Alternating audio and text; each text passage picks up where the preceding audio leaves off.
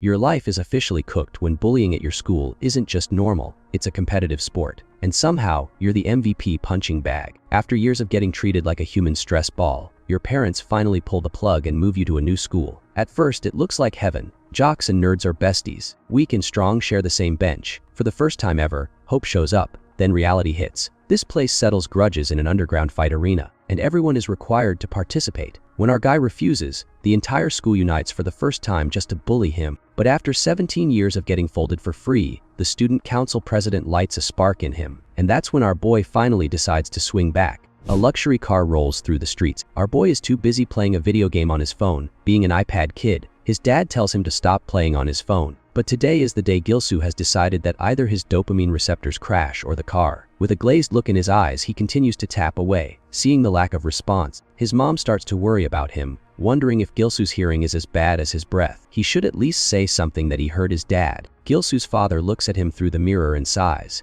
If only he had used protection 17 years ago, he wouldn't be raising an iPad kid and getting disrespected by him. Gilsu looks at his phone, betting that his father regrets it. He recalls his classmates hovering over with a lighted cigarette in their hand. He remembers them bullying him, using his mouth as a human trash tray, and scribbling user on his face before beating the stuffing out of him. He bets that his father regrets having a weakling of a son like him. His mother breaks the silence. If his classmates in the new school bully him or beat him again, he can drop out of school. He regrets her words. If only she had said that before breaking the silence. If only she had given him the option before the bullies broke his legs. Now she has the audacity to claim that his happiness is everything to her. He looks at her, and only one word pops up in his mind: liar. He has told her over and over again that he wants to drop out, but she insists that he just transfer to a new school, as if that would solve his problem. He continues to ride in the car in silence. Even in the game he loses, classic loser behavior, he is so depressed that he even thinks about offing himself. He finally arrives at YMG High School. Footsteps echo through the school as our boy decides to make a comeback. Secretly, he wishes that he could run away with his tail between his legs. He wishes that the classes would be cancelled by an earthquake or an invasion. Our boy's life is so cooked that he would rather deal with terrorists than social interaction. He introduces himself as Gilsu, someone who has moved from the main city, and he is new to the area. He hopes that he will get along. He silently waits for the teasing, for the banter, and for everyone calling him a simp. He hopes nothing too bad will happen today. All of a sudden, they start clapping. Gilsu looks up and can't believe that they are actually clapping for him. He is used to getting his cheeks clapped by bullies, but this is a whole new thing. They smile and vow to be good friends. One of them even wants to sit with him. Gilsu is taken aback by their enthusiasm. The day finally ends. A guy approaches him with his buddy. They are both looking at him as if he were fresh meat off the aisle. He nervously wonders what's up, but secretly he knows what's coming. He'll be having a knuckle sandwich before going home. He remembers a similar scenario years ago. One of them bullied him for not bringing the kind of bread he likes. It's happening again. As soon as the man puts his hand on his shoulder, Gilsu flinches. The guy introduces himself as Doyle Jin. Jin asks him if everything is confusing,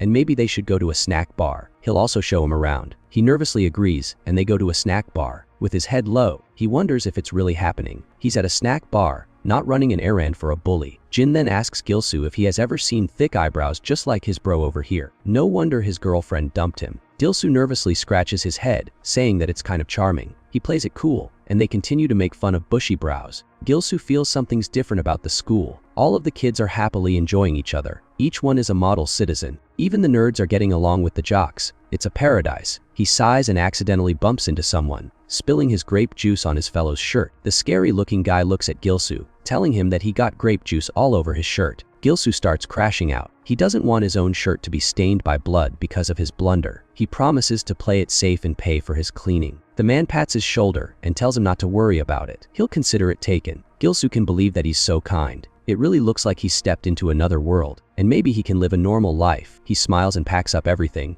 ready to go home. He's feeling so glad that he's transferred that he'll goon in happiness today. All of a sudden, a shadow blocks his view. Jin arrives and wonders if he has any plans for today. Gilsu nervously says that there is none, and he tells Gilsu that maybe he should accompany him. They start on their little journey. After walking for a while, he nervously wonders where they are going. They've been walking for a long time. Jin tells him to keep quiet. He wants to show him a neat place. Gilsu is getting suspicious. Will his bullying days continue in this new school? They're so far from the city that this bullying session could turn into a wanted poster session. Out of the blue, Jin wonders if Gilsu practices martial arts. Gilsu has no answer to that. The only martial arts he has practiced are getting his ass beaten and crying. Jin just smiles, telling him to prepare himself. They're almost there. looking at the numerous scars covering Jin's body. Gilsoo can't help but remember all the times he was beaten senseless and even cut. He starts fidgeting and hesitating, wondering if he can go and they'll go there some other time. Jin, with a smile on his face and enough strength to knock an elephant out in his hand, grabs his shoulder and tells Gilsoo that it will only take a minute. They finally arrive in an abandoned warehouse. He wonders if all the kindness was a lie. It was a fool's paradise, and he was ready to get bullied again. But what meets him is not a bullying session,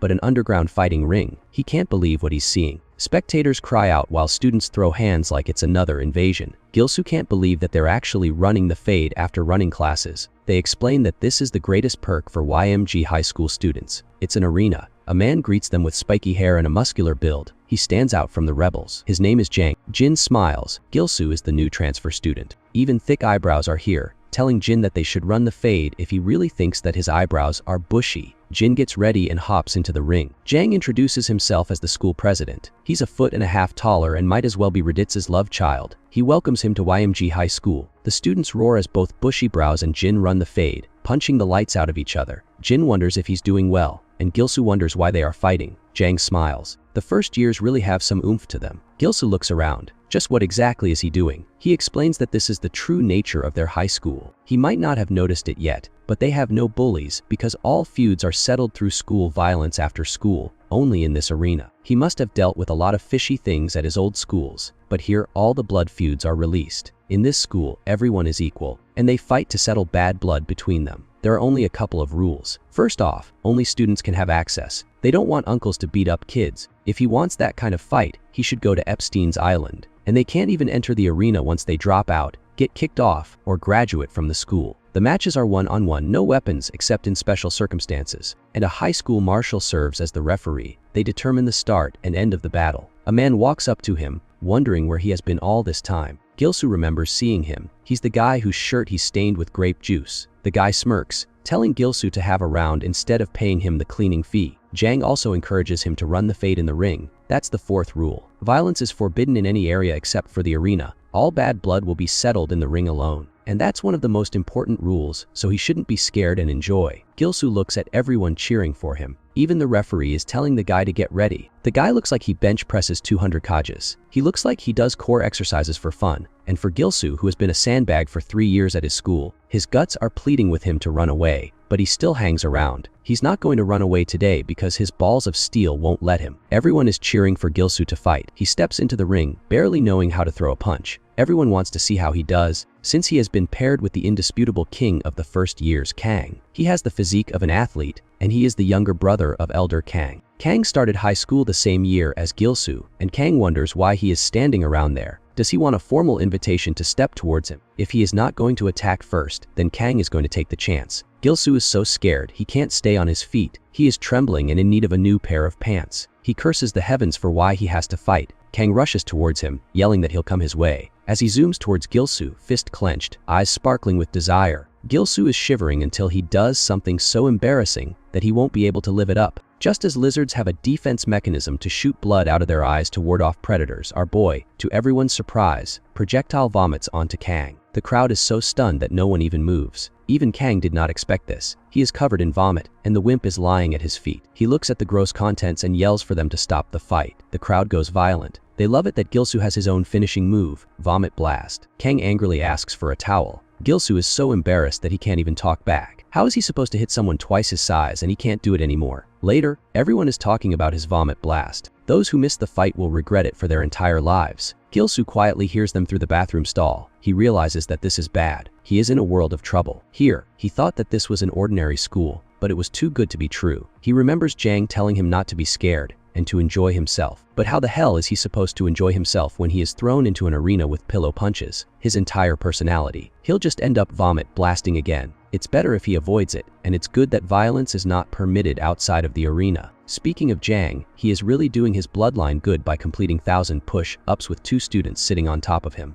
At this rate, he will either lose his hair and gain Saitama's power or break his back. As soon as he completes 1,000 push-ups, he looks at Gilsoo, gawking at him. Gilsoo can't believe that this guy is a student. He looks like a guy who has worked at a construction site for 30 years. Jang wonders what he has to tell him. He stutters and wants to talk about the arena. Jang laughs. Did he come up with a new move, something even better than vomit blasting? Everyone is a big fan of him, cheering him for vomit blasts. He nervously says that he doesn't want to go to the arena anymore. Silence falls over the glass. Everyone looks at him in stunned silence. It's not as disappointing as when he revealed his signature move, but it's still world-shaking. Jang politely wonders why. He didn't even get injured yesterday. Why is he throwing a hissy fit? Gilsoo nervously says that though he wasn't injured, he can't fight anyone. He doesn't want to hit people because he doesn't enjoy it. He smiles. He doesn't understand the school arena system, so he won't be there. Jang politely grabs his ear. He can't believe that this bastard pulled a Gohan lifestyle excuse on him. Jang tells him that this sounds like he's giving everyone permission to beat him up. Gilsoo doesn't understand, but Jang announces that, as president of the school, he declares that Gilsoo is no longer under the protection of the arena. Anyone who wants to beat him up can have a go at it. Later, as class ends, he realizes that things have turned south. He wonders what protection of the arena meant, and this poor boy is about to find out the hard way. A voice calls out to him. It's good that he's in this class. He won't have to find him anywhere else, gangarized with 2 delinquents falling behind. Instead of putting on the kind-hearted, forgiving act, he bashes Gilsoo's head on the table. He tells Gilsoo that this is what it means to lose protection. He needed a slave for his everyday task, and it looks like Gilsoo is perfect for the position. Poor Gilsoo doesn't even realize that he has got a job offer before graduating. He is now this bully's slave and his personal punching bag. The gang takes him outside and throws him against the lockers. They've heard that he was transferred here because he was bullied at his last school. Gang leans closer. It would be a shame to deprive him of his lifestyle. He tells Gilsoo not to feel so bad. He should just identify as a victim from here on out. Between every class break, they will meet, and he'll get a knuckle sandwich free of charge. Gilsoo finally realizes what it means to lose protection of the arena. Here at this school, they can either run the fade on friendly terms once a night or get beaten up for the entire day. He's continuously beaten while everyone goes about their day. At the faculty office, he tries to drop out. The faculty tells him that it's only been a week. Maybe he needs more time to adjust. But our boy tells him that he needs more time to prepare for his test, which is very important. While in reality, he just wants to keep what little pride he has and hide in a hole and die. He imagines his parents being disappointed, and he wants to apologize for being a terrible son. He steps outside and walks home. His heart is heavy. His life will be normal starting tomorrow. Jang looks at him walking away, wondering why he doesn't fight. What's his problem? Is he low on testosterone? Or doesn't he have any balls? He apologizes because he can't fight. He never understood why fighting is fun. He's been traumatized by violence and was bullied at his last school. And now he can't even stand up for himself, so he's giving up. He's tried everything. Jang grabs his shoulder and tells him that he is a bigger loser than he thought. The boy wonders why. He towers over Jang and tells him that no one expects him to break out pro-level moves. There's no fanciness to the arena. What he needs to do is fight. He doesn't even need to prove himself. He just needs to protect himself. With tears in his eyes, he wonders why he is bringing that up. But Jang yells that there will be no violence-free place in the entire world. He'll be a loser for the rest of his life, a pushover. While on his way back, he curses Jang because he has never been a weakling like him. All he can do is keep his head down and avoid trouble. Well, it looks like trouble has a way of finding him as Kang and his buddies are waiting for him. Kang smiles and wonders why he is dropping out without telling them. Here, he thought that they were buddies. Where will he find another slave and punching bag? Because of the arena, he can't bully anymore. He will never give up on this once-in-a-lifetime opportunity. He welcomes Jang to try to resist. Later, Jang is beaten into the night. He is beaten continuously for hours,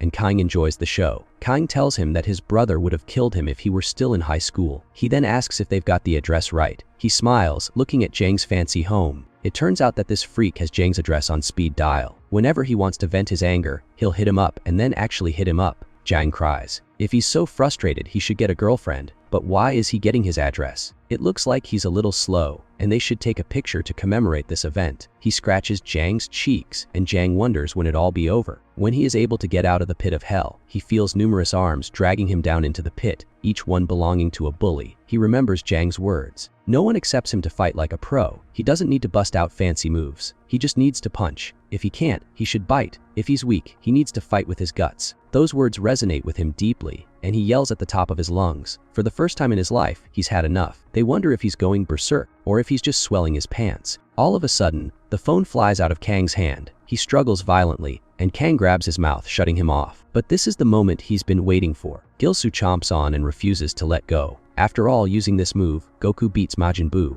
Why can't he do the same to a weak bully? If he's weak, he's gonna fight with his balls. He chomps off so hard that Kang is forced to shake him off. He looks at his hand, bleeding heavily, and Gilsoo wonders how it feels. Does it hurt? And if it does, then this is how he'll answer his questions from now on. If he's going to hell, he'll be taking all of them with him. Kang realizes that he's gone crazy, and maybe this miserable wimp wants to fight back. He tells both of his lackeys to go punch him. but Gilsu is ready. He doesn't bother playing it safe and grabs a handful of sand and blinds them. No fancy moves here, just pure grit. Kang can't believe that he pulled out such a move, and he tells his lackeys to go after him as Gilsu bolts. He's not a fool. He's not going to fight him here. He needs to get back to the arena. The arena door creaks open, and Gilsu rushes in, yelling that he'll do it. He'll fight in the goddamn arena. Gilsu steps towards Jang, telling him that he'll do it. The whole crowd looks at him as if he's lost his mind, but he grits his teeth as Kang and his buddies arrive. Jang grins and looks like they have an interesting fight planned for today. The crowd grows wild as Kang faces the scrawny little coughing baby. One of the rookies wants to kick his butt personally in the ring, but too bad the whole arena thing messed up their gig. His buddy tells him to watch it. They have Jang on their back, and they don't want to mess with that 200 pounds of pure muscle. They are forced to eat the L, just like Gilsu is forced to eat a punch right off the bat. He is then kicked mercilessly and beaten to a pulp. Kang really teases him,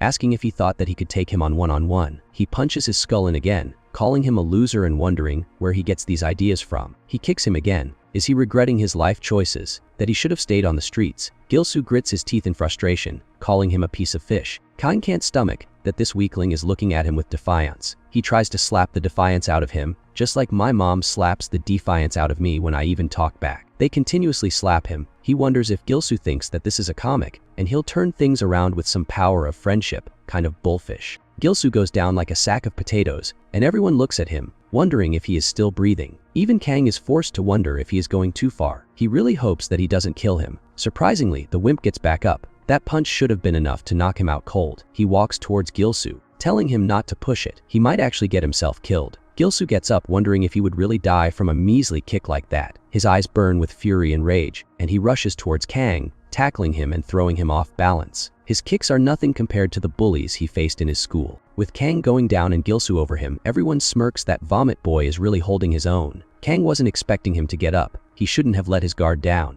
and curses as Gilsu goes on the offensive. But before he can get a single punch in, Kang punches the snot out of him, laughing that he would never be able to hit him with such slow punches. Gilsu takes it personally. Screw the punches. If the punches won't work, he'll use his head. Quite literally, as our boy starts headbutting him over and over again, giving him a free nose job. Kang goes wild. They didn't expect Vomit Boy to actually land some nasty blows. Jang looks at him in surprise. He knows that Gilsu isn't feeling anything because of his adrenaline rush. But once that wears off, he is going to feel like a truck full of bricks hit him. But right now, Gilsu looks alive. He looks like he can really handle some pain, and with his background, no wonder. Kang manages to kick him away, and Gilsu goes down. Kang curses his luck for being put up against an injured lion. He wants to kill that jerk, but the look in his eyes suggests otherwise. Today, only Gilsu will be doing the killing. Gilsu wonders if this is really it. All of these bullies used to terrify him all his life, but right now, Kang feels vulnerable. He looks like he can actually bleed like a human. And is this the doing of the arena? The crowd roars his name over and over again,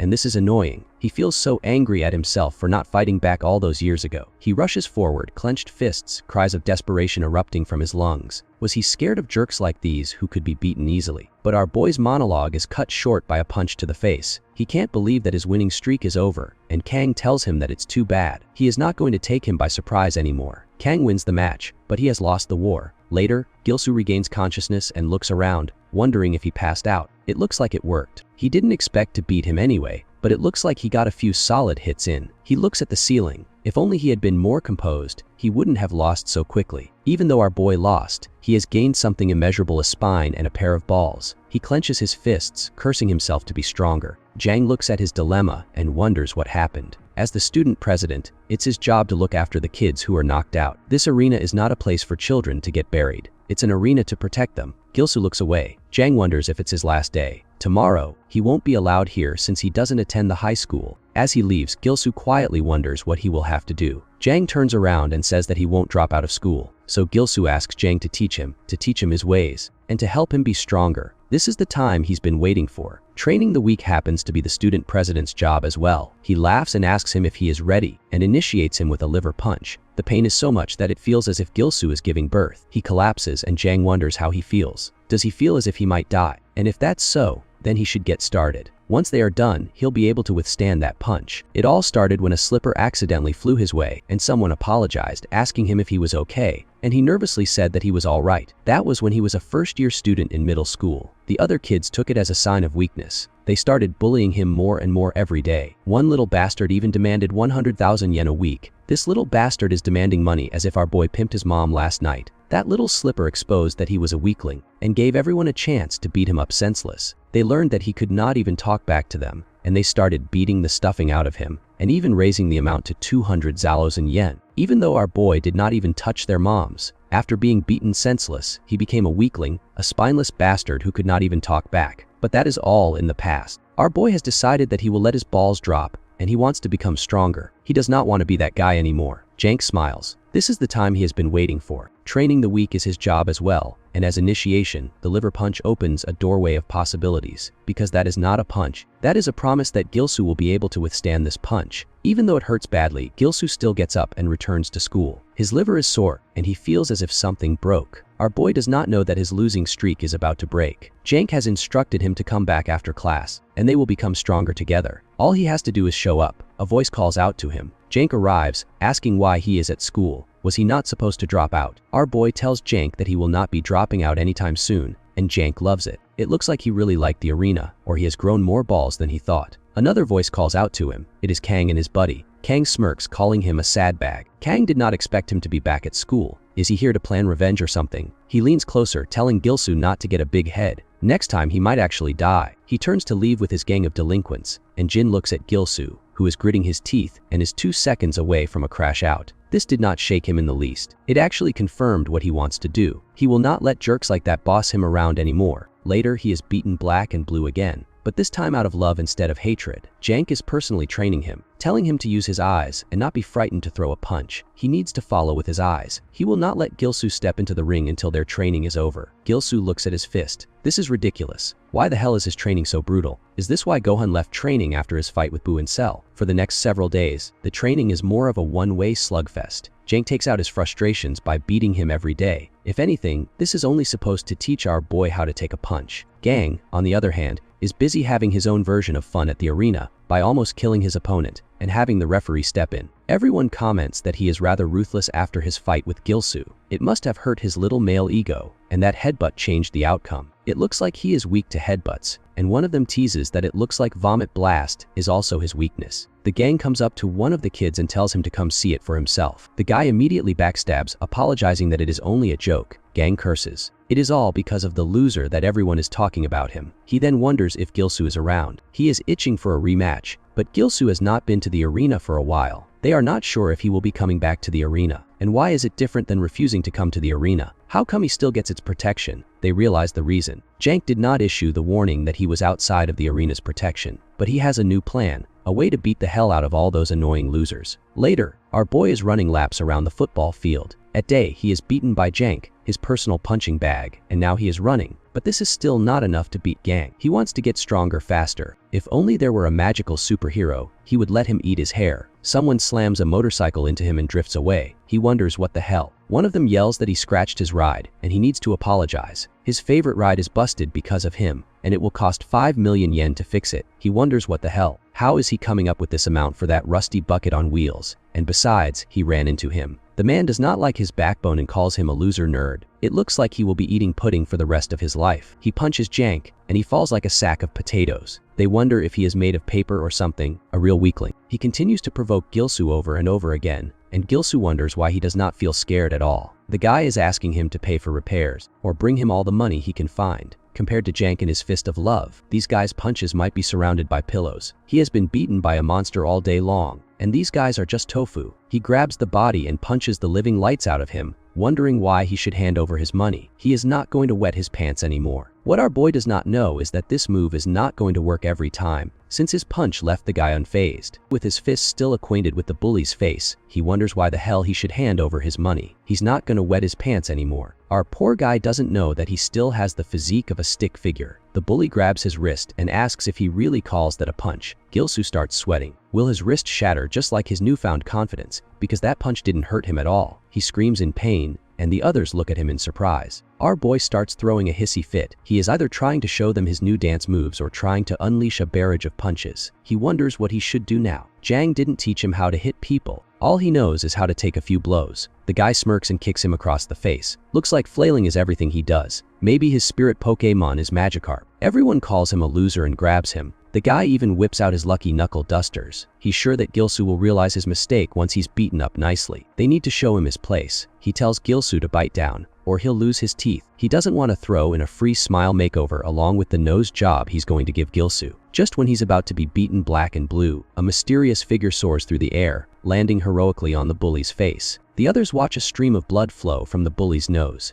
Gilsoo can't believe what he's seeing. It's Jin. Why is Jin here? Jin just smiles. The others wonder where the hell this punk came from. One of them tries to swing at Jin, but Jin just steps aside and punches the living snot out of that bastard. The last one grabs a broomstick as long as he is. Maybe this guy is compensating for something that's really small. He is also whacked in the head and loses a couple of molars. The baddie beside him looks at his fallen body in horror. Gilsoo can't believe that he really has a big, strong man saving him. He always thought that Jin was an average guy, but how is he that strong? The girl rushes forward, ready to throw punches. She yells that they are the first-year gang at Jinsang Tech, and she's going to tell their seniors that they screwed with him. A voice tells them that's enough. There's no point since they won't be able to help them. They need to look at that uniform. They're from YMG High. The punk yells that he knew something was strange about that bastard. Just like all of them have a screw loose. He knows he shouldn't have messed with him if he knew he was from YMG. He hops on his bike and rides away with his tail between his legs. Our guy looks at them in a daze. Jin wonders how he got into trouble with them. He's more baffled to learn that Jang has been giving him personal training sessions, and it looks like he must be really serious about the arena, because training alone is not enough. Gilsoo says that he's been working on his stamina since getting punched is all he can do. While that and vomit blast, Jin just smiles. He only got there when he saw Gilsoo swinging his fists like a tornado. It was brave of him to fight back, but he can't handle several people at once. If Jin hadn't arrived, things would have gotten bad. Jin then gives him a little lesson about punching. He also tells Gilsoo that he wishes he could get private lessons from Jang as well. This surprises him. The boy explains that he refused to go through the arena, so he can see why Jang wants to acclimate him to YMG High. After all, their schools have a report. Gilsoo realizes that they're really a cult at this point. Even gangsters think twice before messing with them. He asks Jin why the others ran away once they knew which school they were from. Jin explains that their school is really famous around these parts. After all, it has a huge legacy. Anyone with a good pair of fists wanted to go to YMG. It was a wild jungle, and students who couldn't fight were prey. Gilsoo can't believe they're talking about the same school. Jin explains that it's all thanks to Jang. He took over the lawless school and created an arena with rules. The school became much better, and everyone got to throw hands in a safe environment. He really corporately channeled everyone's inner beast. And that's why their school has a hell of a reputation. Jin darkly says that some people want things to go back to the old ways. Speaking of those people, a boy in the arena pleads for surrender. Kang's blonde delinquent buddy asks if that's the best he can do. He then turns to a nerd and asks him to be next. The boy wonders why. Blondie says there's no reason. He just doesn't like the way he looks, or is he refusing his challenge? Aaron notices that Blondie is a little too excited. He's hitting harder than usual. Kang smirks. He wonders if they've finally gotten the message that this arena is not a safe place. This isn't a reading club for four-eyed nerds. With a single punch, the poor boy loses his jaw, but the bastard keeps beating him, relishing the taste of blood. Kang arrives and tells Blondie to step out. It's his turn. Everyone wonders who he'll be fighting. The first boy who opens his mouth is chosen as the challenger. He needs to get in. The boy wonders why, since they've never talked to each other. Kang steps toward him and says there's no special reason. He just wants to settle beef. Or is he refusing to fight in the arena, just like you? Jang arrives and looks at Kang acting like a top dog. He asks what's going on. Kang whispers that he's just here to fight, but no one is accepting his challenge. Earlier, the loser group was talking about a way to break rules without breaking them. A loophole to get rid of the arena. Kang's brilliant idea is related to what Gilsoo did. He is the first loser to refuse to participate in the arena, and anyone can fight in the arena as long as they are healthy enough to fight. They love to boast about how everyone is equal, but once they step into the arena, is that really true? There are a lot of guys who just love running the fade, and some of them just love looking at fights without participating yet. The arena is not for wimps. The others realize that he has a point, but how exactly will it help them break the rule? Kang explains that Gilsoo was foolish enough to expose a loophole. What happens if they start having beef with losers hiding behind rules? Blondie gets it. It means they will have to fight, or they will end up like Gilsoo. The guy smirks. That's it. This arena will be their own penthouse. They'll turn it into a brothel to clap nerd cheeks. Presently, Kang wonders if there's a problem. Gilsoo doesn't like it and pats his shoulder, telling him not to push his luck. Kang apologizes and promises to be careful next time, but his tone suggests otherwise. Later, our boy is getting lessons from Jang, and it's less of lessons and more like ass beatings. Maybe this is the type of teaching my father did all my life. Maybe he was trying to teach me how to survive in the arena. Either that or he had a drinking problem. Surprisingly, our boy manages to block one of the blows. He's not as scared as he should be, and Jang smiles. It looks like he's getting used to his fists. Our boy even has the balls to fight back and swing. After all, he can't win a fight by tanking hits. He needs to clap back. He unleashes his second signature move, pillow punches of doom. Looking at these punches is enough to piss off Jang, and he tells him to shut the hell up. He's not in a shonen anime where yelling will make him stronger. It makes him sound like a wimp. Gilsu clutches his side and bars. It looks like Jang hit him harder than normal. Jang then tells Gilsu that he needs to use 1 or 2. He can win any fight if he uses a 1-2 combo,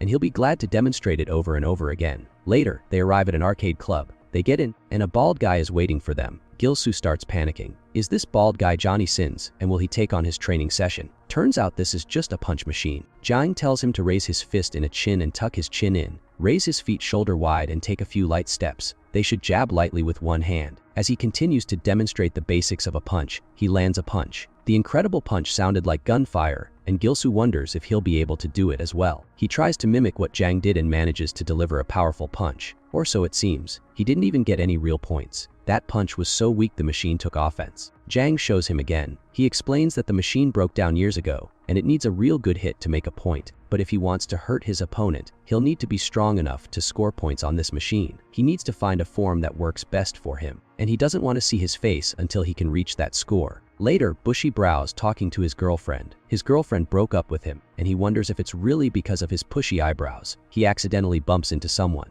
and it's Blondie who grabs him and tips him. His phone falls and cracks, and Blondie smiles. He looks like he didn't see him there. Pushy Brows asks Blondie if he did it on purpose. Blondie comes up with the excuse that they can settle it later at the arena, and Bushy Brows not too keen. He looks away, saying that it's his fault and he didn't see it. Blondie also reveals that this is not school violence, they just bumped into each other, and he should watch where he's going from now on. Blondie then wonders what the hell his problem is. Does he have something stuck down there? Maybe they should report to the school marshal. Bushy Brows tell him to forget it. It will only end up in trouble. Things are turning dark as they are exploiting loopholes in the arena system. Our boy is scarfing down everything on his plate. He's so hungry because he's never been punched every day. He's also hit the machine a couple of times but has failed to score. A voice tells him to watch out. Blondie arrives and accidentally splatters the food tray on him. He apologizes and pats him so hard that his ribs crack. He's continuously patting him under the guise of catching up. The others smile. One of them praises Blondie for running into Gilsu and provoking him so that he gets into the arena. Then they will teach him what it means to face real men. Blondie smirks and tells them to wait. He remembers how Gilsu stood up and grabbed his hand,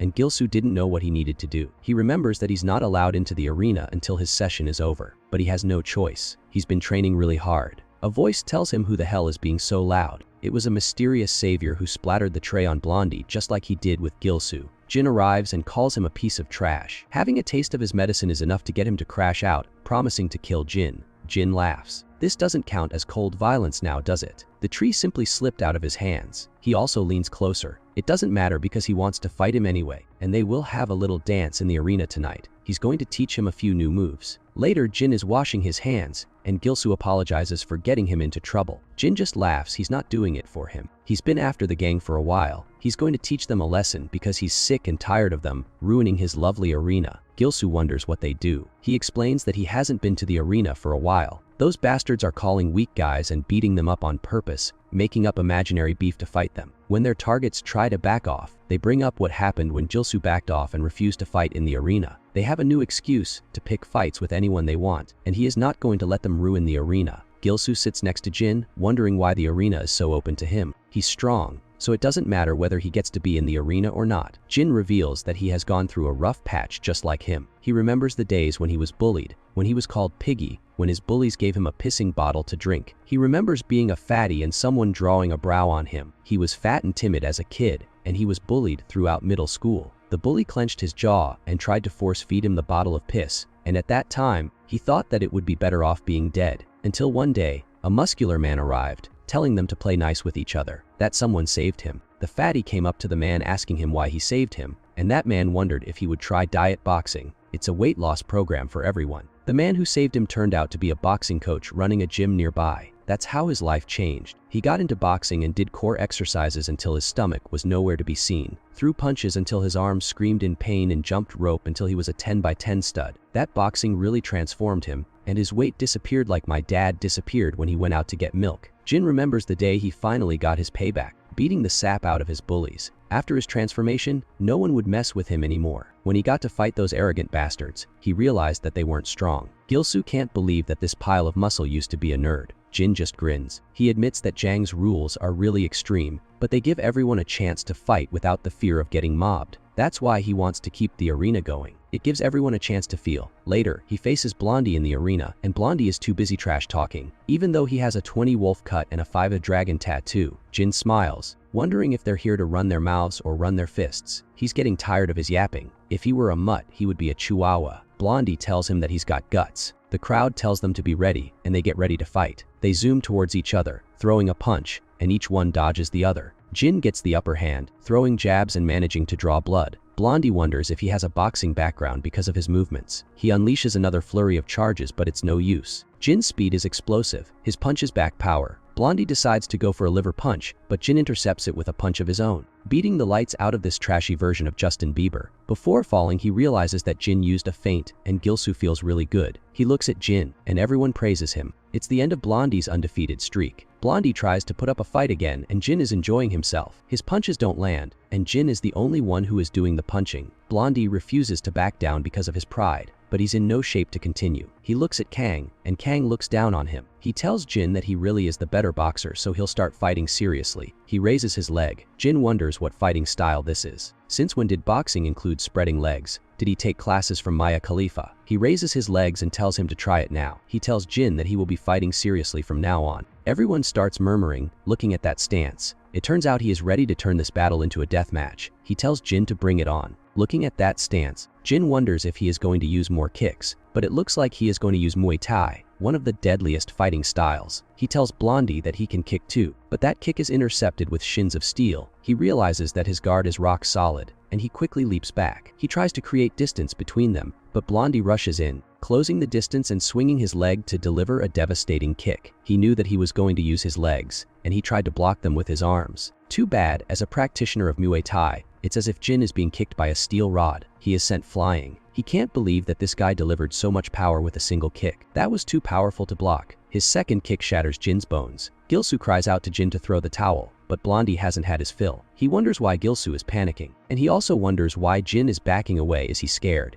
Jin realizes that he throws weak punches, but his kicks are too powerful. As Blondie zooms towards him, Gilsu wonders if he is going to deliver another kick. He closes his eyes and receives a barrage of punches. Blondie starts laughing. It looks like he can't block his punches anymore. He can't even focus because he has to watch out for the kicks. Blondie laughs. If he really wants him to ruin the arena, he should just say so. If he wants to stop him, he can try. Another kick sends Jin to his knees. Blondie tells Jin that no weakling is allowed to tell him what to do. He tells Jin that this is goodbye and nights out for him. He hopes that Jin has a good rest. Jin closes his eyes, and a voice tells him that's enough. The school marshal has intervened, blocking that kick with his own as if it were a pillow. He tells Blondie that his opponent is unable to fight. Any more attacks will be counted as foul play. This is the head school marshal, third-year student Hyo. Blondie complains that he was just getting started. It's been a while, but he had fun. He's also started seeing faces he hasn't seen before. He turns to Gilsu grinning. The arena will be more lively now that he's here. Later, Gilsu helps Jin walk home, asking if it hurts. This brain-dead wimp doesn't know that it's supposed to hurt. The fact that Jin lost makes him feel much worse. In the end, he only made the bully seem stronger. Jin tells Gilsu that he feels horrible, and Gilsu comforts him that at least he got to win at the start of the battle. Jin didn't realize that his shins were so rock solid. He remembers what he faced today. He thanks Gilsu for getting him home, offering him a glass of water in return, but Gilsu runs away in a hurry. Jin wonders what's up. Does he need to use the bathroom after what he saw? Jin quickly runs away. In class 3, someone gifts someone a new pair of kicks. The recipient tells him he didn't need something like that, but Mr. Suck It Up says that this is just to show his appreciation. Kang has just received a new pair of kicks. It's protection money under the guise of not fighting them in the arena. Blondie has also arrived,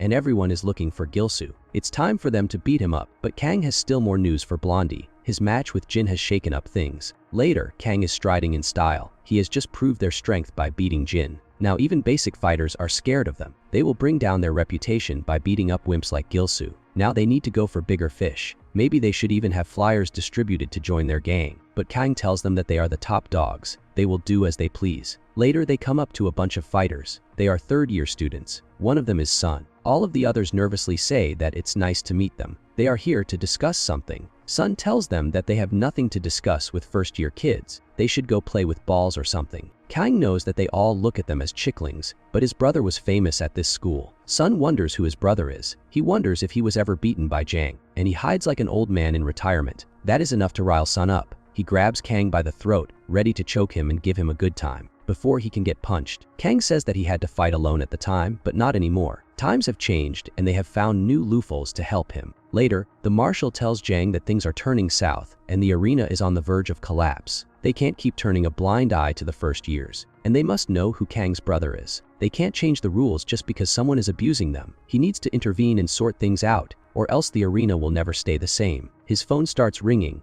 At the arcade club, Gilsu is lying there. Jang wonders if he is ready to give up if he hasn't scored, but Jang smiles. The punching machine is covered in blood that belongs to Gilsu, and he has finally scored. Jang can't believe it, and Gilsu is ready for his next training session. Gilsu runs away as if he owed child support to Jin. Jin wonders why he is in a hurry. He continues to run away because he needs to work harder than ever. He remembers Blonda's disgusting, grinning face. It makes him go faster. He needs to get stronger as soon as possible to teach that son of a gun a lesson. When he is back, he continues beating the stuffing out of the punching machine. He has no talent, no skills, no Saiyan genes. All he can do is make it up with effort. His punches are weak, but if he uses a million punches, they are bound to do some damage. He remembers Jang's words. He needs to put a dent in this machine. He spreads his legs. He doesn't have the body weight or muscles to pull it off, but maybe if he's stressed, he can spread them wider than Gilsu can. Then he can make a bigger swing and put more power into the punch. He swings it with everything he's got, and for the first time, the machine shows a change. He scores 3 points, even though the points are low, but it shows that he can actually pull it off. He continues to beat the machine over and over again. The points rank up 100, 200,000, 4,000. He continues until his knuckles are bleeding, until the score shows 9999. High score. For the first time in his life, the loser has actually achieved a goal. Bruised, battered, and not unbroken, he looks at Jang, waiting for his validation, waiting for what comes next. He gets up and walks up to Jang, and Gilsu tells him that that's good. It's time for their next part of training. It will be tougher than anything he's ever done. Poor Gilsu collapses on top of Jang and snores. Jang smiles proudly. After all, recovery is also part of the training. Blondie, on the other hand, is at the arena again, waiting for anyone to come up to him. Or are they too scared to step into their precious arena? Someone steps in, finally. It's a burly-looking guy who wants to teach this first-year hotshot a lesson of humility. This is Choi, second-year student marshal. Looking at the student marshal is enough to make Blondie second guess his life choices. Choi reasons that the dragon tattoo on his shoulder is pissing him off, and that's enough reason to throw hands. After all, he's been picking fights for silly reasons. Blondie is speechless, and the other student marshal looks at him with a gray face. He can't let them keep getting away with rule breaking. All of a sudden, the doors open. Numerous footsteps are heard, and someone barks that it looks like second-year students are trying to fight first-year ones. It's time for the third-year ones to liven the place up with a little dance of their own. Sun has arrived with his gang behind him. Hyo tells him that this is not a place for him to fight, but Sun wants to throw hands. He does belong to the school, and that is part of the rules. Hyo grits his teeth in frustration, telling him to stop with the bullfish. Sun is not going to take no for an answer, and tells the head marshal to have some fun. He doesn't have to be uptight all the time. The gang arrives, saying that since there are a few people here in the arena, they might as well have a friendly round, or be easily scared. Later, Gilsu follows Jang to a deserted construction site, wondering why they are here. Are they going to train here or something? Jang says that something like that. This school belongs to one of the rival schools. They all fought for the title of the strongest school, and YMG emerged victorious. Once they were the champions, other schools backed down. Now this one is Tech School's turf, and he is going to know what it feels like to have a field test. Gilsu can't believe it, as the entire building rattles. Jang closes off the gate and tells Gilsu that nothing beats real-world experience. He needs to get out of here on his own, without dying. Gilsu cries for Jang to open the door, as numerous motorbikes stop behind him. He turns to see the same punks he faced that night when Jin saved him. The hired punk arrives and tells him that he has guts. Looks like he'll be tasting his brass knuckles after all. He grabs Gilsu's head and is about to punch him, but Gilsu is mumbling something. He wonders what is it. Why is he mumbo-rapping when he is about to get his ass beat? Gilsu throws a powerful jab and starts practicing his footwork mid-fight. He then lads under the devastating blow, and everyone gasps in surprise because Gilsu has successfully drawn blood. Gilsu smiles. It looks like his training has paid off. Joey's face resembles a swollen grapefruit as he stutters and pleads for mercy. Sun doesn't have that on his menu today. He wishes that he had been to the arena before if this was this fun. And aren't the student marshals supposed to be stronger? He overrides and tells him to fight someone his own size. He's pissing him off. One just smirks. They have a score to settle. But as the whole arena is deserted, maybe they should take it somewhere else. He realizes that the others are not here anymore. However, since this gorilla-faced son of a gun arrived, they are probably scared that they will be dragged into it. He curses Kang for ruining their sanctuary. He also wonders if this is why he brought along Sun. He smirks, telling Hyo that maybe they should settle it somewhere else. There's no one in the arena anymore, so there's no reason to play by its rules. Hugh grits his teeth in frustration as Sun teases him to run along and tell Jang that his precious arena is gone under, and he needs to fight outside. Gilsu, on the other hand, is having the time of his life. He has mastered lefty-righty, the opponent goes good-nighty. He smirks as he draws blood. Another buffoon tries to rush towards Gilsu, throwing a punch and telling him to taste hell. But that punch might as well have been a pillow. After what he's faced with Jang, these weak punches don't faze him anymore. He punches the moron so hard that he goes soaring through the air. Another spiky-haired bastard arrives, asking him who he thinks he is. He receives his punch and delivers one as well, the law of equal exchange. Except that Gilsu's punch hits harder and faster. Everyone wonders if this is the same guy they faced the other day. Shorty tells him that he is an annoying wimp, and that he has no idea what he has gotten himself into. She smiles with contentment as others arrive behind her. Other punks arrive, promising to mince him up nicely. Gilsu realizes that there are too many, and he can't win against so many. He needs to come up with something. He realizes that he needs to use his head, and not in the head, but in your enemy kind of way. He grabs a heavy bike, and the bimbo yells at him to get off it, but he grits his teeth. He'll be riding off in style. But instead of making a heroic exit, the motorcycle goes out of control, and he is dragged behind it. Everyone laughs at him, but that's not his plan. He lets go of the bike, and it tears away for him to pass through. He zooms through the crowd and punches one of the bastards. As he sprints for dear life, everyone follows him. It's a deadly game of tag, and he wishes he could fight them one-on-one. He could beat them all then. He wishes that he were at the arena, but the light bulb in his mind goes off. He rushes into the building, and everyone follows. He stands on top of a staircase, and the students are forced to attack him single file. Our boy starts throwing punches since he has the higher ground. He continues to beat the pudding out of them. Since the stairway is narrow, it forces them to come up one at a time, and he has the higher ground, so he can land punches. Drunk on confidence and adrenaline, he tells the punks to come up so he can beat them. A bowl of ramen slams into his head out of the blue, and someone drop kicks him down the stairway. Someone arrives and tells the others that he couldn't enjoy his food because of this punk. Gilsu tries to get back, but the punk punches him again. Gilsu realizes that he's a different breed from these other riffraffs. The master tells everyone to beat him up in 10 minutes and bring him. He turns to leave, looking at Gilsu being beaten, but Gilsu still has fight in him. He resists their blows, blocks them, and rushes towards the punk. He makes a break for it and uses his head the way he usually does, in a devastating headbutt that sends the punk flying down the stairs. The punk is furious and yells at his lackeys to go grab him, even if they die. With the back-end exit in his view, he realizes that he's going to make it. Just then, his hopes are dashed as someone rides on a motorcycle behind him. That someone drifts in front of him in style, with lackey number 1 dragging behind him. The man smiles. It looks like his body is more triggering than he thought, and he can't believe that everyone lost to a wimp like him. The guy even calls him cute and gets off. Why is this punk being fruity all of a sudden? This guy even starts licking his lips and calls him cute, saying that he likes cute things. The Diddy of this world has arrived. And honestly, put that tongue back in, like what the F? This is an I need an adult moment. This zesty-ass version of Zoro keeps calling her boy cute, promising to play with him nicely. Gilsu realizes that this dude is seriously bad news since he drags around his fellow students using a motorcycle. What is wrong with this bastard? He also looks at the head punk and others arriving. The head punk calls out to Xianbei, apologizing for making a mess out of things. Xianbei just smiles, promising to give him some love when he is done with him. I am an adult, and this kid makes me want an adult. The head punk pleads with Xianbei not to give him any more love. They can handle this kid on their own. But something dangerous flickers inside of Xianbei. His whole demeanor is like a coiled cobra. He tells them to back off since Gilsu is his prey. Gilsu realizes that this is the leader of Tech University, and even though he is a short king, he is nowhere near as big as Gilsu. He might be able to take him over. Big mistake. He rushes forward towards Gilsu, trying to use the two-head combo that always works for him. He starts with a left jab, but Xianbei ducks out of the blue. He calls him cute again since he attacked first. He then grabs him by the legs and hoists him up.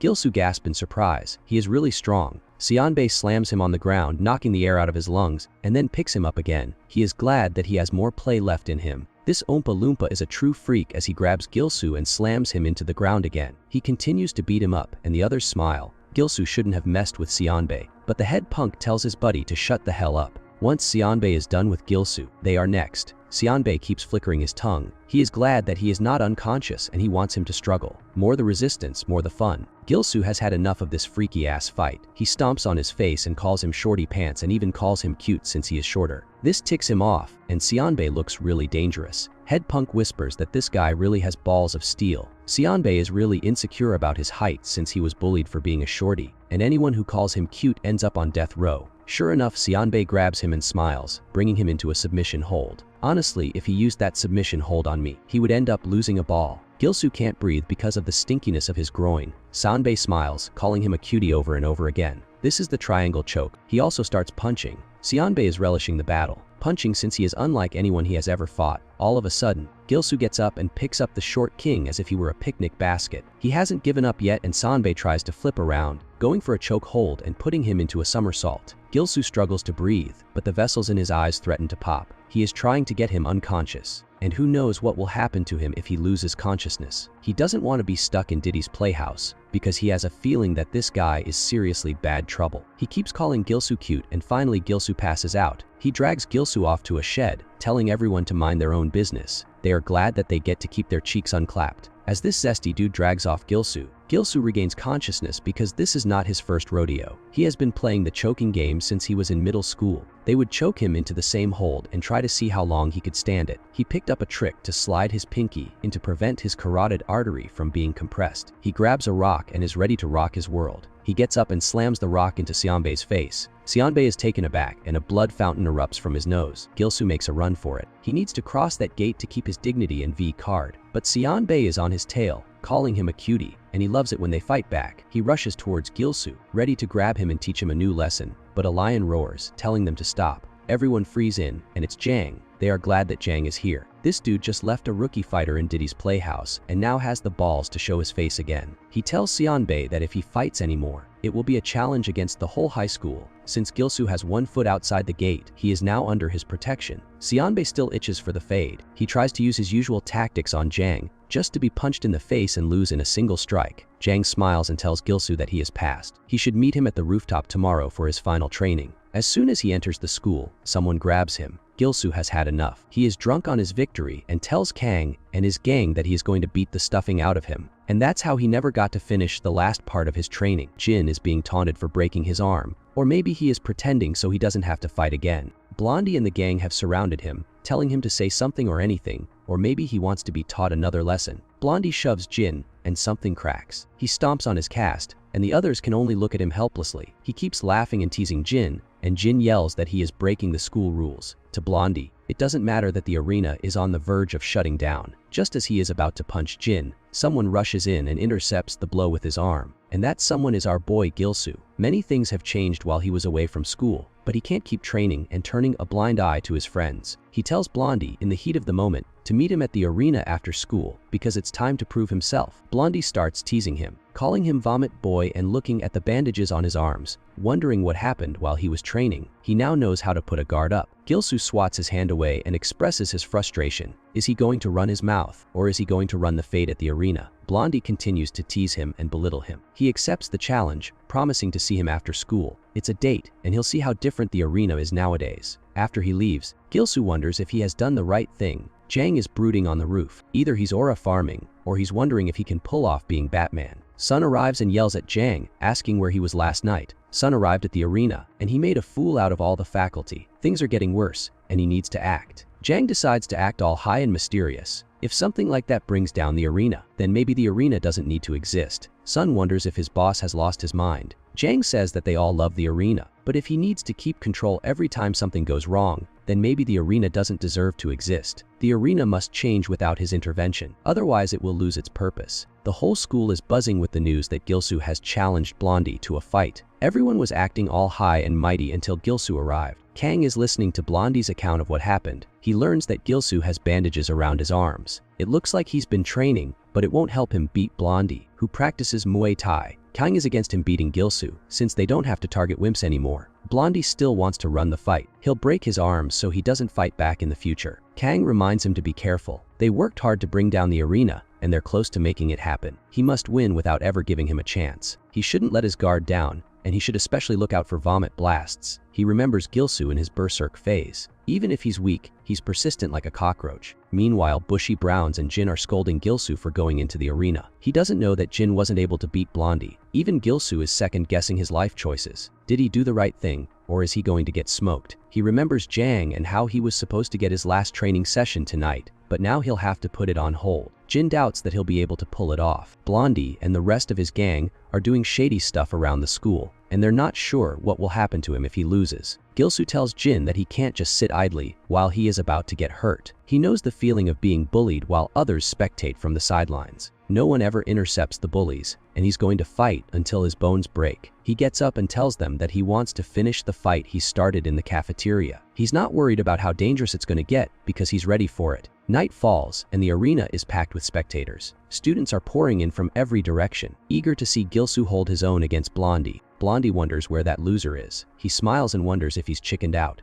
Even Jang is here, ready to see his student perform. Everyone starts cheering for Gilsu, but he doesn't pull up. They're wondering if he left. All of a sudden, Gilsu arrives. He's clipped off all his hair, and he's bald. Looks like he'll unlock the true secret to strength. Less hair means more strength, according to Satama-sensei. Blondie starts laughing, wondering if that haircut is supposed to give him a power boost. Even the others are laughing, but Jang smiles. Gilsu gets into the ring and tells Blondie that he won't be smiling with that pretty mouth of his for long. Blondie loves his confidence and wonders where he's getting it from. He hopes he'll be this confident after he's beaten up, but Gilsu tells him to bring it on. Both fighters get ready and stand face to face. Gilsu is not the same wimp who entered this arena all those days ago. He's a completely different man, and he'll die trying to achieve his goal. Gilsu grits his teeth in anticipation. He is going to win this fight or die trying. He rushes towards Blondie, determined to die trying. He lets loose a jab, and Blondie wonders if he is really going to attack first. Even though he is a wimp, he dodges the blow. It's so slow that he might as well meal him the punch. Blondie beats the stuffing out of Gilsu, promising to make him regret this challenge and calling him a pathetic loser. He continues to beat the stuffing out of Gilsu over and over again, wondering what made him so confident. Did he hit a few sandbags at the gym and now thinks he is some hot fudge? This isn't enough. This is YMG High School. Gilsu realizes that Blondie is as tough as nails, tougher than the guys from Tech University. All he can do is hold his guard up and block the attacks. But blocking won't get him anywhere. He needs to act as well. He tries to unleash a wide range of punches, but Blondie just ducks, wondering what he is trying to do. His slow punches can't do anything. The crowd boos for Gilsu, telling him to get up and stop getting beaten up. He started out so strong. What happened? Even Hyo looks at him in sadness. That's what he expected to happen from the start, and if this continues, the bullies will gain even more influence. Jang just smirks. His disciple isn't going to lose anytime soon. After all, he threw Gilsu into Diddy's paradise and he came out alive. He tells Hyo to take a good look and see how locked in he is. Blondie is enjoying the beating he is delivering, telling Gilsu that he was born to be a sandbag. But he notices something weird. All of a sudden, Gilsu lowers his guard. To Gilsu, the fight has only begun. He remembers apologizing to Jang for not being able to complete the last part of his training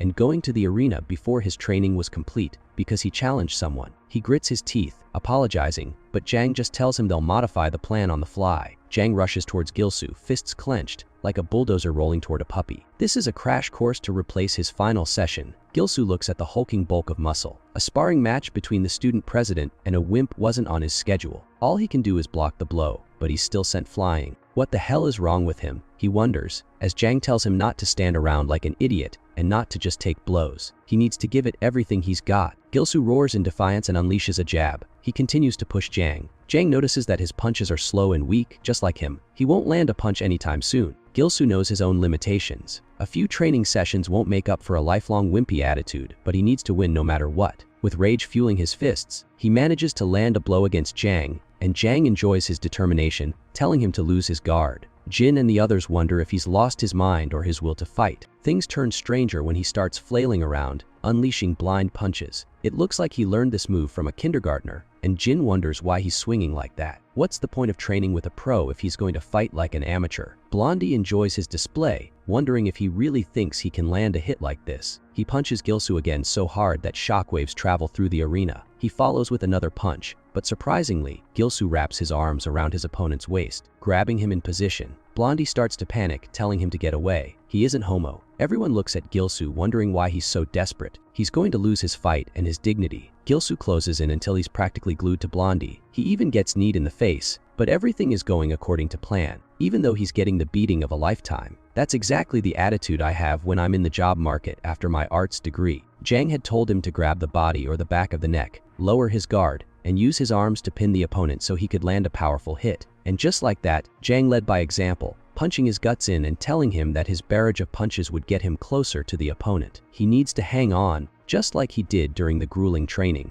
When he gets the chance, he needs to punch with everything he's got. Realizing he can't keep his guard up forever, he decides to take the blow. When Jang's fist is inches away from his head, Jang stops. He tells Gilsu not to try to force a blow from the get-go. He needs to confuse his opponent and not let them know where it's coming from. Sure enough, Gilsu punches Blondie's liver. Blondie is infuriated, calling him a little trash bag. Gilsu follows with another blow, then another, then another. Everyone cheers. This is the type of dirty boxing they came to see. Gilsu's punches are landing, and he's so close to his opponent. Blondie creates distance between them. Gilsu is winded and breathless, but he knows Blondie's guard is lowered. He rushes in to close the distance, and Blondie yells that punching his face is idiotic, but that's not what he's going for. At the end of the training, Jang told him that once he's in the arena, he needs to forget everything he learned. He needs to improvise on the fly because set rules don't apply. And that's exactly what he's doing right now. He grabs Blondie's head, pins him in place, and jabs the living lights out of him with everything he's got, calling him a bastard and telling him to die in a pit. Gilsu asks Blondie if he saw this coming too, before delivering a punch hard enough to let him see starlight during the daytime. Everyone looks at him in stunned silence. The wimp just delivered a decisive blow and Blondie is lying on the ground, getting acquainted with dust. Gilsu tells him that he's only getting started. Let the ass beating begin. The crowd goes wild, calling him a wild son of a gun, cheering his name while Blondie is visibly shaken. He reasons that it was a random punch, and he doesn't need to think much about it. He lashes out at Gilsu, but Gilsu delivers another punch, followed by another. He goes for a 1-2 combo over and over again. He can't believe that Gilsu is better than he seems. He's standing his ground and turning the fight around. Jang smiles. That's his star pupil. Now Gilsu has the upper hand. With grit and determination, he has Blondie on the floor. Jane, on the other hand, wonders why. There's something odd about Blondie today. Blondie notices Kang and his gang judging his life choices from afar. It's clear that he's not pleased. He remembers Kang reminding him to make it snappy and quick, since they've worked hard to bring down the arena, and they don't want the wimps to get hope or respawn. Though it's embarrassing, he'll have to use Muay Thai on this weak little jiggling thing. He promises not to let Gilsu flail his arms around again. Gilsu realizes that this is his kicking stance and things are heating up. With no time to waste, Gilsu leaps forward. He has to finish it while he has control. Before he can make contact, a swift kick comes his way, bashing into his skull and sending him flying toward the railing. Gilsu can't believe a kick can be so powerful. It's like facing a mule. Blondie gets ready to kick him again, this time squarely in the abdomen.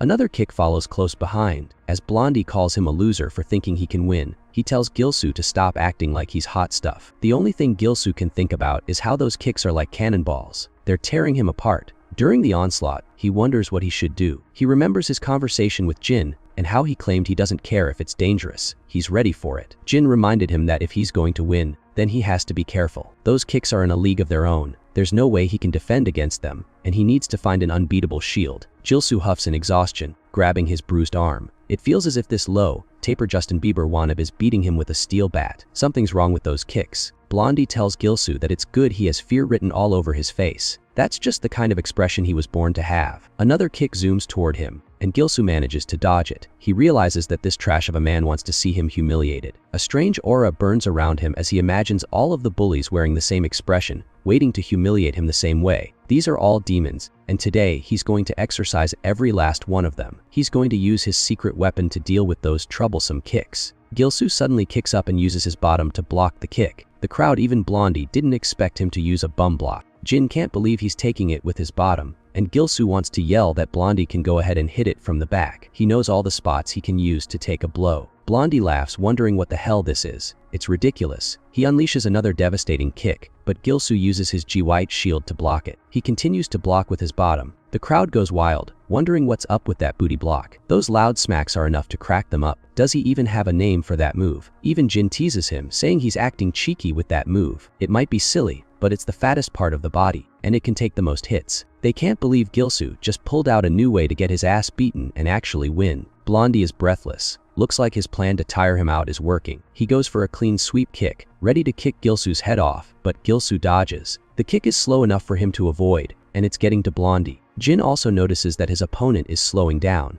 It feels like Blondie saves his powerful kicks as if they have a cooldown timer. And does that power come at a risk? Blondie is sweating, while Gilsu is just getting started. Even though he won't be sitting for the next week, he's gaining the upper hand. As Blondie's foot soars in front of his face, Gilsu notices something wrong. All of a sudden, a fist connects with his face and Blondie lands a punch. He used the kick as a feint for a devastating blow. He laughs, telling Gilsu that in the end it doesn't matter. He sweeps again. The impact creates a smoke screen and Blondie laughs. There's no way Gilsu can take a kick while on the ground and keep fighting. Blondie basks in his glory, telling Gilsu that this is what's waiting for him when he tries to grow a pair. Gilsu calls out to Blondie. Blondie freezes in horror. The cat's out of the bag. Gilsu has his leg locked. He sweeps him off his feet and sends him flying into the ring, landing on top of Blondie. Gilsu realizes something is wrong with his kicks. There's no way his shin should be that hard. His speed also slowed with every swing of his leg, and he saw something glint inside his pants. Gilsu grabs his trouser leg. Blondie panics, telling him to let go. He doesn't swing that way. Gilsu calls him a bastard and tears off the fabric, revealing metal braces wrapped around his shins. This cheating son of a gun has just been exposed. Gilsu grabs his leg again, and he screams in pain as Gilsu reveals the treacherous traitor he is. Everyone holds their breath, because this lying piece of trash has been using steel shin pads to deliver those devastating kicks. Gilsu yells that he got tired, because of all the steel he has been building.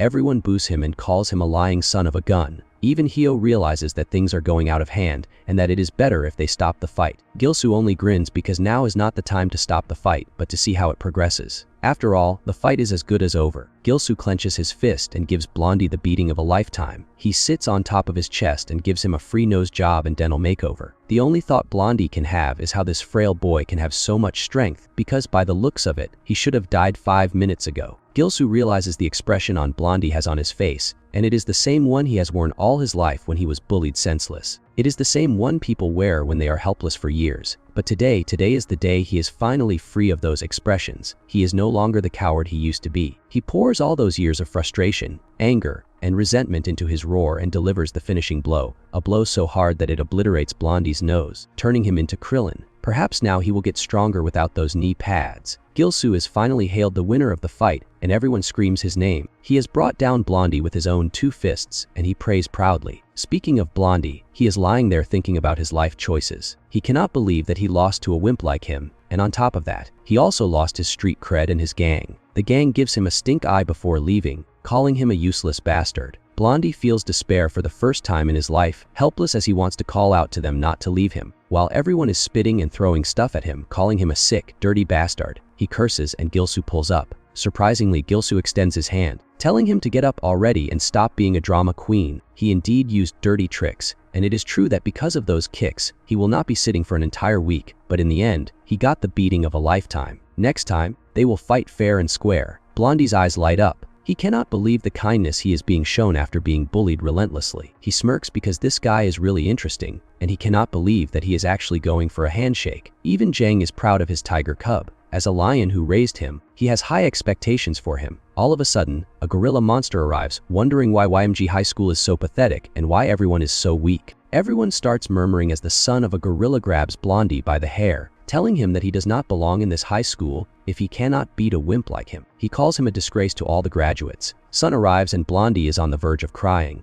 Gilsu wonders who this muscle-bound freak is. Just then, the lion finally decides to step in, taking a break from aura farming. Jang arrives and Sun calls him a traitor. After watching these 2 losers fight, he is itching for a battle. He cannot believe their high school is such a mess, and he announces that he is going to take over the school. For some reason, he is acting extra cocky, and Jang reminds him that he always has his tail between his legs, since he lacks the other wood that is supposed to be between his legs. Like a lion prowling his prey, he decides to show what it means to be in the arena. They face each other, each one 200 pounds of pure muscle. The crowd whispers that they never thought they would see them in the ring again. Gilsu wonders who exactly this Sun fellow is and why he has beef with Jang. Jin explains that Sun used to compete with Jang toe-to-toe for the top spot at UMG High before the arena was ever set up. Gilsu is surprised that someone could go toe-to-toe with that lean, mean-killing machine. A loud stomp catches his attention as Sun stretches his muscles. It has been a while. Jang tells him not to bring up old cringy stuff and to get the show on the road. They start, and Sun makes the first move, zooming in and slamming his fist into Jang.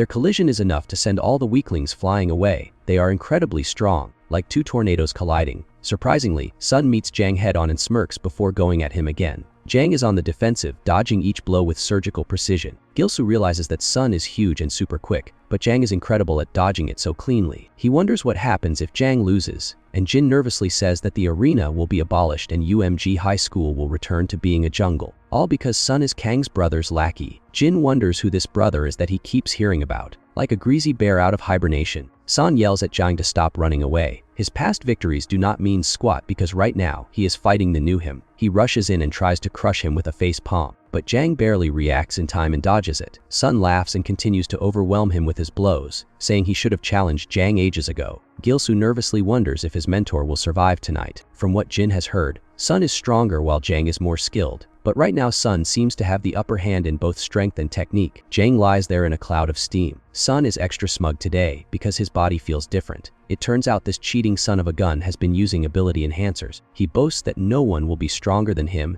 and raises his kick to end the fight. But Jang has been waiting for this moment. Everyone is shocked as Jang wonders what he is even talking about before punching the gorilla several feet away and sending him crashing into a pillar. Jang tells him that he is wasting his time at this point and they should just get it over with. He unleashes a flurry of blows and Sun cannot believe how incredibly strong those punches are. He wonders if Jang was going easy on him all this time. Jang smiles, clenches his fist, and uses lion fist to tear through gorilla brains. Sun is on the ropes and Jang tells him to stop wasting his time, to go dig a grave and die in it, because this is over. He slams his fist into Sun's abdomen, sending him tearing through the crowd and shocking everyone watching. Jang cannot believe how strong he is, and now it makes sense why he is the undefeated champion of YMG High. He then glances over his shoulder, asking Blondie where the hell he thinks he is going. Blondie freezes as Jang reminds him that he is a dirty little cheater and that he will have to pray to Paris for that. Blondie cannot believe what he is hearing as Jang orders him to get in the ring, telling him he will show everyone what happens to rule breakers in the arena. A loud clank echoes through the arena as Jang arrives holding a metal bat. Blondie looks like he is about to wet his pants at any second. Is Jang really about to fudge him up with a steel rod? This guy is an absolute beast, and with his power, Blondie would die. He starts pleading for his life, begging Jang to spare him, swearing that he did not cheat on purpose. Jang tells him to get down. Blondie realizes it is useless, but he still latches onto Jang's leg, so desperate that he might as well be taking care of Jang's third leg. He starts crying, saying that he was bullied as a kid,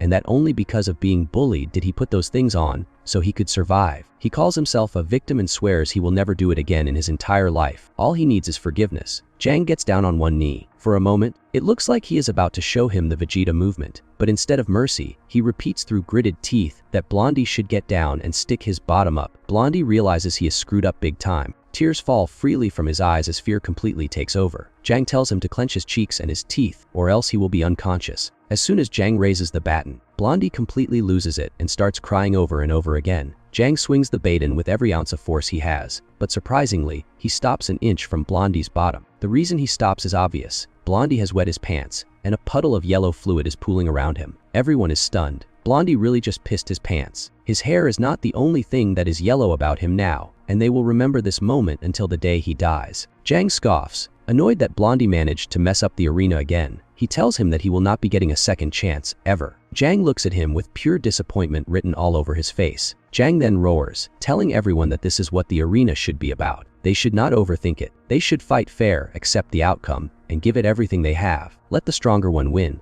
If anyone keeps fighting at school or breaking arena rules, they will pay the price personally. Jang makes it clear that he is no longer interested in loophole strategies. After all, he does not want his own hole tied in a loop by Jang himself. He tells everyone to stop worrying, enjoy the arena, and look at what just happened. A coward who was too scared to step into the arena on his first day has knocked down someone stronger than him and walked away a proud victor. This is what their high school is about. The crowd erupts, chanting Jang's name over and over again. Jang smiles. That is all he has to say. Without further ado, they should continue with their day. The next day, Jang is busy bringing hell down on a sandbag as it owes him money. He keeps punching it over and over again, and Jang wonders what this guy eats for breakfast, nails and bourbon. He is straining hard after such a big fight. He notices Gilsu staring at him like a fangirl and asks what he is still doing here. There is nothing left to learn, and if Gilsu is here to ask for more training, he should take a hike. Jang tells him to buzz off, but Gilsu says that is not why he is here. He is here to say thank you. Without stopping his drills, Jang says there is no need to thank him. It is part of the job. Gilsu wonders why this gorilla, Brain Man is being so cold all of a sudden, but he still asks his question. Why did Jang help him when he was about to drop out? He heard that Jilsu is the first person Jang ever trained and that he talked him out of quitting, so he wants to know why. Jang says he just had to prove something to someone and that he now has plenty to say to that person because Gilsu followed his instructions well. He steps forward and tells Gilsu that he did a great job, even patting his shoulder. Gilsu freezes. This is more validation than he has received in his entire life. He thanks Jang for everything, sensing that something about him feels different today, but choosing not to ask why. Later, the arena is filled with high spirits. Participants are throwing hands in controlled violence, and excitement ripples through the stands. Gilsu's speech has restored order. Gilsu has become a regular, smiling confidently as match after match sharpens him. They grow up fast, and now he is generously handing out free nose drops to anyone who faces him. His punches are stronger, his rhythm cleaner, and he knows how to finish fights. He waits for an opening, lands a decisive blow, and gives the crowd exactly what they came for. He roars in defiance. The arena has him hooked. This place is his second home. At a juvenile detention center, Kang sits in the meet and greet area. The door creaks open, and someone steps inside. Kang calls him brother. The man only smiles. He was supposed to bring back interesting stories, but instead, he brings news of loss. Kang nervously says that Jang is now the top dog at the school. The man laughs, calling Jang a big boy, saying that even if the master is gone, a hound should never take the master's place. This is Hanha, Kang's bigger brother and former leader of YMG High, and judging by his disheveled hair and bloodshot eyes, this man is seriously bad news. At the juvenile center, Kang tells Hanha that there's nothing to worry about. He's got it in the bag. If the people at school can't help him out, then he'll use outside means. Hana tells him not to be an idiot. He can't send a boy to do a man's job, and he should stop acting like someone he's not. These words hit Kang like a ton of bricks. Hana gets up. His daddy will be getting him out of this situation. In a couple of months, he will be a free man again. Kang is glad, and his brother tells him not to do anything to ruin the family's reputation. Everything will be sorted once he's out of here. The heavy-hearted Kang agrees and looks at his brother leave. It looks like terrorizing middle school is this family's entire life mission. Bushy Bros tell his bros that it's about time that he lets them know that he's finally got a date lined up. He even has one for them both. A girl wants to hang out with him. He excitedly yells that he needs his bros to help him out. Gilsu nervously says that he has no experience with girls. He has kept his V card for his whole life. Jin also says that he's booked a training session at the gym. Bushy Bros wonders if they're even straight. This is a once-in-a-lifetime opportunity to hang out with 10x10 baddies, and that's why he wants them alone. Jaehee has asked him out. Jin is the least interested of the boys. He's picking his ear, telling him to buzz off. Bushy Brows yell that it has to be on a weekend, and it's a sign. Gilsu realizes that their bro is in a bind and they should help him out. It looks like the baddie is into him.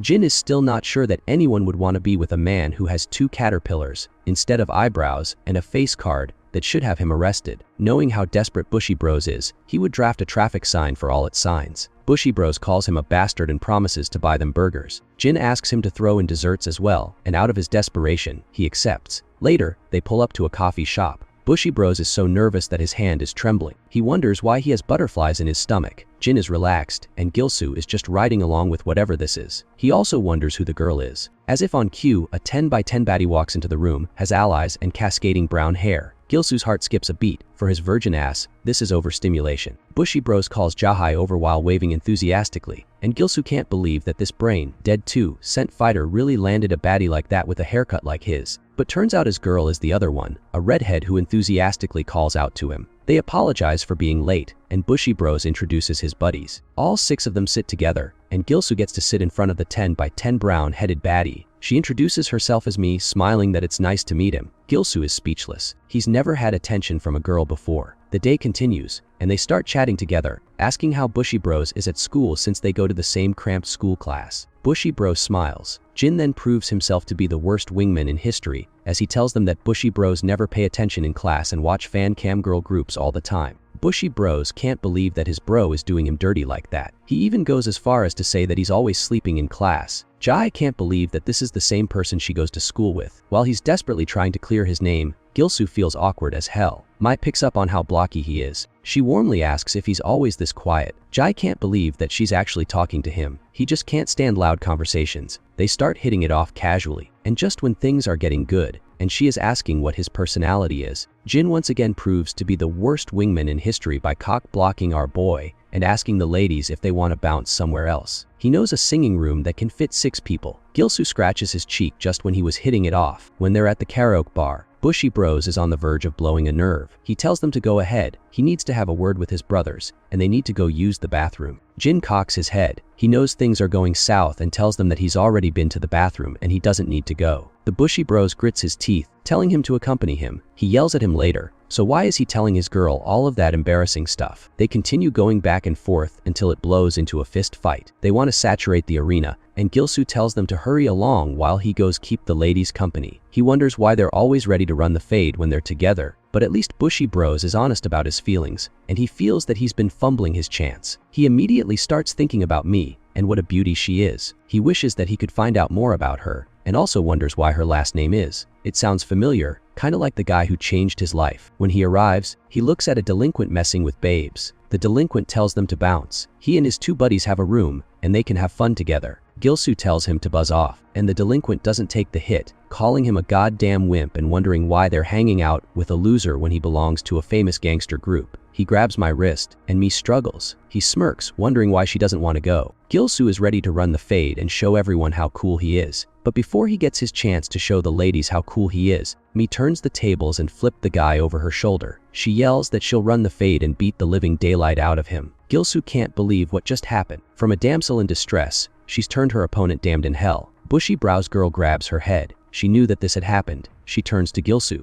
telling him that he doesn't need to help. Me is fiercer than she seems. Sure enough, the guy tries to throw a punch, but she dodges and goes lefty-righty, good-nighty, and puts the man into a coma. The girl explains that her brother goes to YMG High School as well, and he also has a short name, just like me. Gilsoo wonders where he heard it from, and realization dawns on him. This girl is Jang's little sister, just as fierce. First year at girls' high school, she yells at the delinquent that he should have listened and asked nicely. Why must they test her every now and then? Ma yells at her to let her go. They shouldn't test her anymore. This is me 17 years old and Jang's younger sister. The door creeps open, and a guy wonders how his buddy got beaten up by a girl. That's the most embarrassing story they've ever heard. They look down on me and try to jump her, acting all tough before they're socked in the face by Gilsoo. Gilsoo finally has his moment to shine and look cool in front of his buddy. His punch is so strong that they sense the other guy flying towards the wall. Even Mai is speechless. She didn't expect Gilsoo to be so powerful. Even though he had the physique of a stick man, Gilsoo roars that he can't believe they tried to gang up on a defenseless girl. Well, not defenseless, but she still is a girl. Her friend didn't think that Gilsoo would be so strong. Looks like YMG high school boys are built different. Gilsoo strides towards Mai asking if she's okay. Mi tells him that she's fine. There's nothing that can take down boys from YMG High, and she would have been in big trouble if not for him. Bushy Brows and Jin arrive and wonder why they are standing around the hallway. Are the bull rooms available? Jihee walks towards Bushy Brows, complaining about what happened right now. He can't believe that they were attacked out of nowhere. Mi folded one of them like dirty laundry, and Gilsoo took care of the others. Jihee points at the thugs, but it looks like they've made a getaway using the fire exit. They're no longer here. They're running away. They're licking their wounds and wondering why they have to run from guys belonging to YMG High School. No wonder they were folded by a wimpy-looking guy. They wonder if they should go meet with Big Daddy to make sure that they can get their payback. It looks like the police don't exist in this world, and every high schooler who graduates gets a complimentary concussion and brain damage. Mi is now all over Gilsoo, asking about his workout routine and the secret to his strength. They're hanging around at the end of the group,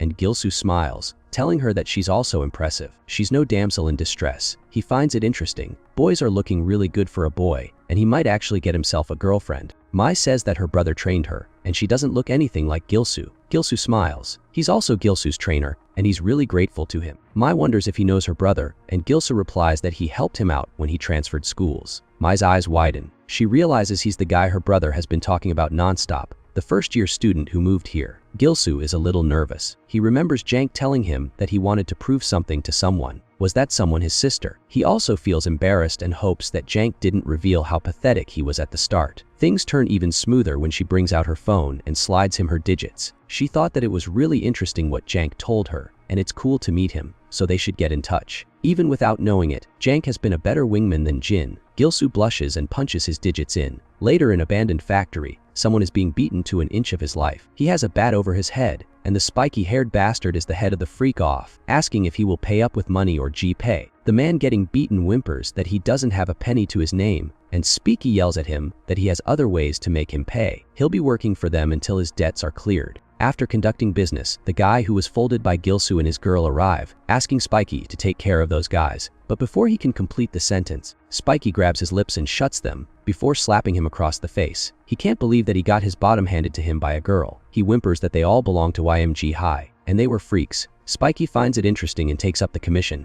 It sounds fun. The next day, Jin and his bros are walking to class. They're both busy going at each other's throats already, primarily because they haven't heard from the baddies to date. But the same can't be said for Gilsu. Then at this moment, he's texting me, who's telling her about her day, and how she doesn't like pickles, even sending a cute emoji that gets his heart humming. When they cross by a bathroom, they look at Blondie kneeling and begging Kang to let him join his gang, and Kang tells him that he's a disgrace. The best he can do is not beat him up. Kang is desperately crying for another chance, but Kang spits on his hair and tells him to go away. He doesn't need any bad letters in his gang. He should drop out. Gilsu feels bad, but Jin grabs him by the shoulder and pulls him away. Gilsu wonders why every thug in a 10-mile radius wants to ride Kang's meat. It's not like being in a gang will do them any good at school. Jin explains that it's not what happens in school, but what happens outside. There's a big company called Gangsters, a real creative name, and there are crime syndicates that have high ties in high places, even the police and government, and Kang is the youngest son of the company president. Bushybrow says that he was born into crime, and that's why Blondie wants to be in his gang. Gilsu can't believe it, and he didn't know that he lived in such a bad neighborhood. No wonder everyone is ready to pull out the blicky and run the fade. Late at night, Mai is walking through the streets. She really wants to go back home and wonders if her bro is home. While she's busy, someone runs towards her. It's a girl who has signs of violence all over her, and her hoodie is unzipped as well. She cries that someone is following her, and they should hide in an alley to save themselves. A big red flag, but Mai still acts out of kindness. A fatty arrives, glad that they have a hotter girl to play with. Mai tells them to back off, but they don't do anything. Just then, the girl she just saved pulls up a taser and tases her, smiling that she's not into fatties, but she hopes Mai is. Mai looks at the bittering little witch, and Spiky and his gang also arrive. Really, they are just a group of P-ward kiddies. All of them had to jump a lone girl in the middle of the night. Spiky says that they should play together. Spiky smirks. It is heard that she has a fighting side to her, so maybe they should hang out and see how much of a fight she can put up. Someone lock him up and give him a wrist training order. One of them says that she shouldn't have messed with their group, and they will get her one way or another. She's messed with the wrong people. Mai wonders if he is brain dead. He is the one who started the fight, and now they are resorting to cheap tricks to take down a single girl. They're even making puns about her getting shocked. Spiky brings out a wooden bat, ready to bash her head in. She desperately tries to get up, fighting against every instinct she has. All she manages to do is roll away as he slams the bat so hard that it shatters. The witch who stunned her is ready to go for another round since the first session wasn't effective. She promises to give her as many shock therapies as she wants. A blue light fills the alley, followed by silence. The crazy witch wants to have her to herself. She asks Spiky if she can keep her, and Spiky tells her that she is not her dog and she doesn't get to keep her. He has used her, so she should get her paws off. He tells one of his lackeys to bring her to the warehouse. Just then, footsteps echo through the alley. Someone is running towards the group, and if it is who I think it is, then they're in a world of trouble. The one who got beaten up is punched several meters away as our hero arrives. Our boy has arrived and should have realized sooner that his potential girlfriend was in trouble. Gilsu looks like he is going to end their entire bloodlines. 30 minutes ago, he was busy texting with Boy Baddie on his way back from the arena. He was talking with me, asking about her day. Things were going smoothly, and they were hitting it off. All of a sudden, she sent weird messages with random texts, and he realized that something was wrong. It turns out that when she was tased, she kept her finger on a letter and sent it. That's how Gilsu knew that something was wrong, and he needed to save his shorty. Spiky and the gang gather around him and Spiky smirks. He didn't know that they would have come to me on this dinner date, but the more the merrier. Gilsu tells them that they have messed with the wrong person. They are still lucky that there is Gilsu who arrived, and not Jang, or else they wouldn't be eating anything anytime soon. Fatty takes the initiative to try to attack Gilsu, taking him for a wink before being slapped across the field. Two other tugs try to punch him, but he dodges and makes quick work of them. One of them arrives, and the poor guy gets a smile makeover. Gilsu realizes that each one of these dudes is weaker than the guys he smokes on an everyday basis at the arena. He can beat them all. Just when things are looking promising, Spiky arrives holding his wooden bat. He smirks and decides to take him on personally. He gains the upper hand for a moment as Gilsu is on the defensive, dodging each attack. He then soars through the air and tells him that he is not good enough to grade him. His kick is so powerful that even though Spiky parries it with his bat, the bat shatters. He says that Gilsu was an impressive kick, but they are only getting started. They rush and Gilsu yells at them to try him. What he doesn't know is that this is not an arena fight but a street fight. They are bound to play dirty. Spiky trips Gilsu, and he loses his confidence and lands on something soft. Spiky smirks, telling him that this is the most action he will probably get in his lifetime. It turns out he has landed on the witch's marshmallow. He immediately gets up and apologizes. The witch is turned on by how cute and embarrassed he is acting and turns on her taser. Gilsu realizes that this is some next-level freaky stuff, and he doesn't want to mess with it. She tries to tase him, and just when the taser is a few inches from his chest, someone kicks it away. Mi has joined the fray and has regained control over her body. She is pissed off. The witch can't believe that she is back on her feet after getting tased. She has a block of charred wood in her hand. Mi smirks and explains that when Spiky bashed his bat against the asphalt, she had grabbed a piece, and when the witch had tried to tase her, she used the block of wood to block it, and then she played dead. It's thanks to Gilsu that she was able to recover. Spiky tells everyone to get ready as the power couple stand back to back. Gilsu is going to have a hell of a How I Met Your Mother story if he ends up with his baddie. Gilsu tells her that it's time to teach them a lesson. Gilsu asks me if she's okay, and she thanks him for buying her time to recover. Now that they're fresh, they're ready to defend themselves and teach them a lesson. Spiky smiles. He's not here to create a scene, but if they're asking for it, then he'll happily entertain them. This dude has the nerve to first gang up on a girl, then tase her, then beat up her boyfriend, and claim that he's not here to create a scene. Even our boy decides to cut his bullfish by punching him in the face. He'll teach him a lesson about what happens when he crosses that line. The witch, on the other hand, is also ready to throw hands. Looks like she can fight as well. It turns into a check fight, and Mi cracks her knuckles. She's going to enjoy this. After all, she can't stand bad people living good lives. The witch rushes towards Mi, ready to beat her bottom. Meanwhile, Gilsu throws Spiky in a trash can, and that's honestly the perfect place for him. Gilsu tells Spiky that he can't even fight, and yet he talks so big. Spiky tells him that now that he's done warming up, they'll get started for real. This brain-dead loser thinks that it's the anime where he's going to go Super Saiyan. Turns out, instead of going Super Saiyan, he pops a steroid pill and immediately gets a power boost. He rushes towards Gilsu, and he's faster and packs a meaner punch than before. As soon as Gilsu gets hit, he knows that this guy is trouble. Spiky then kicks him through the air, promising to give him a good-ass whoopin'. Gilsu realizes that he's gotten super strong. How did he regain his strength so fast? Spiky is getting a big head, wondering if his punches are knocking some humility into him. He continues to beat Gilsu, telling him to show him what that mouth does. Gilsu knows that he's tough and powerful, but why did he end up fighting a guy like him? Right now, Spiky looks like a demon straight from hell. Gilsu holds his ground, and he can't believe his luck. Even Spiky is alarmed by the crazy smile on his face because Gilsu smiles. He's lucky because this is his favorite kind of matchup.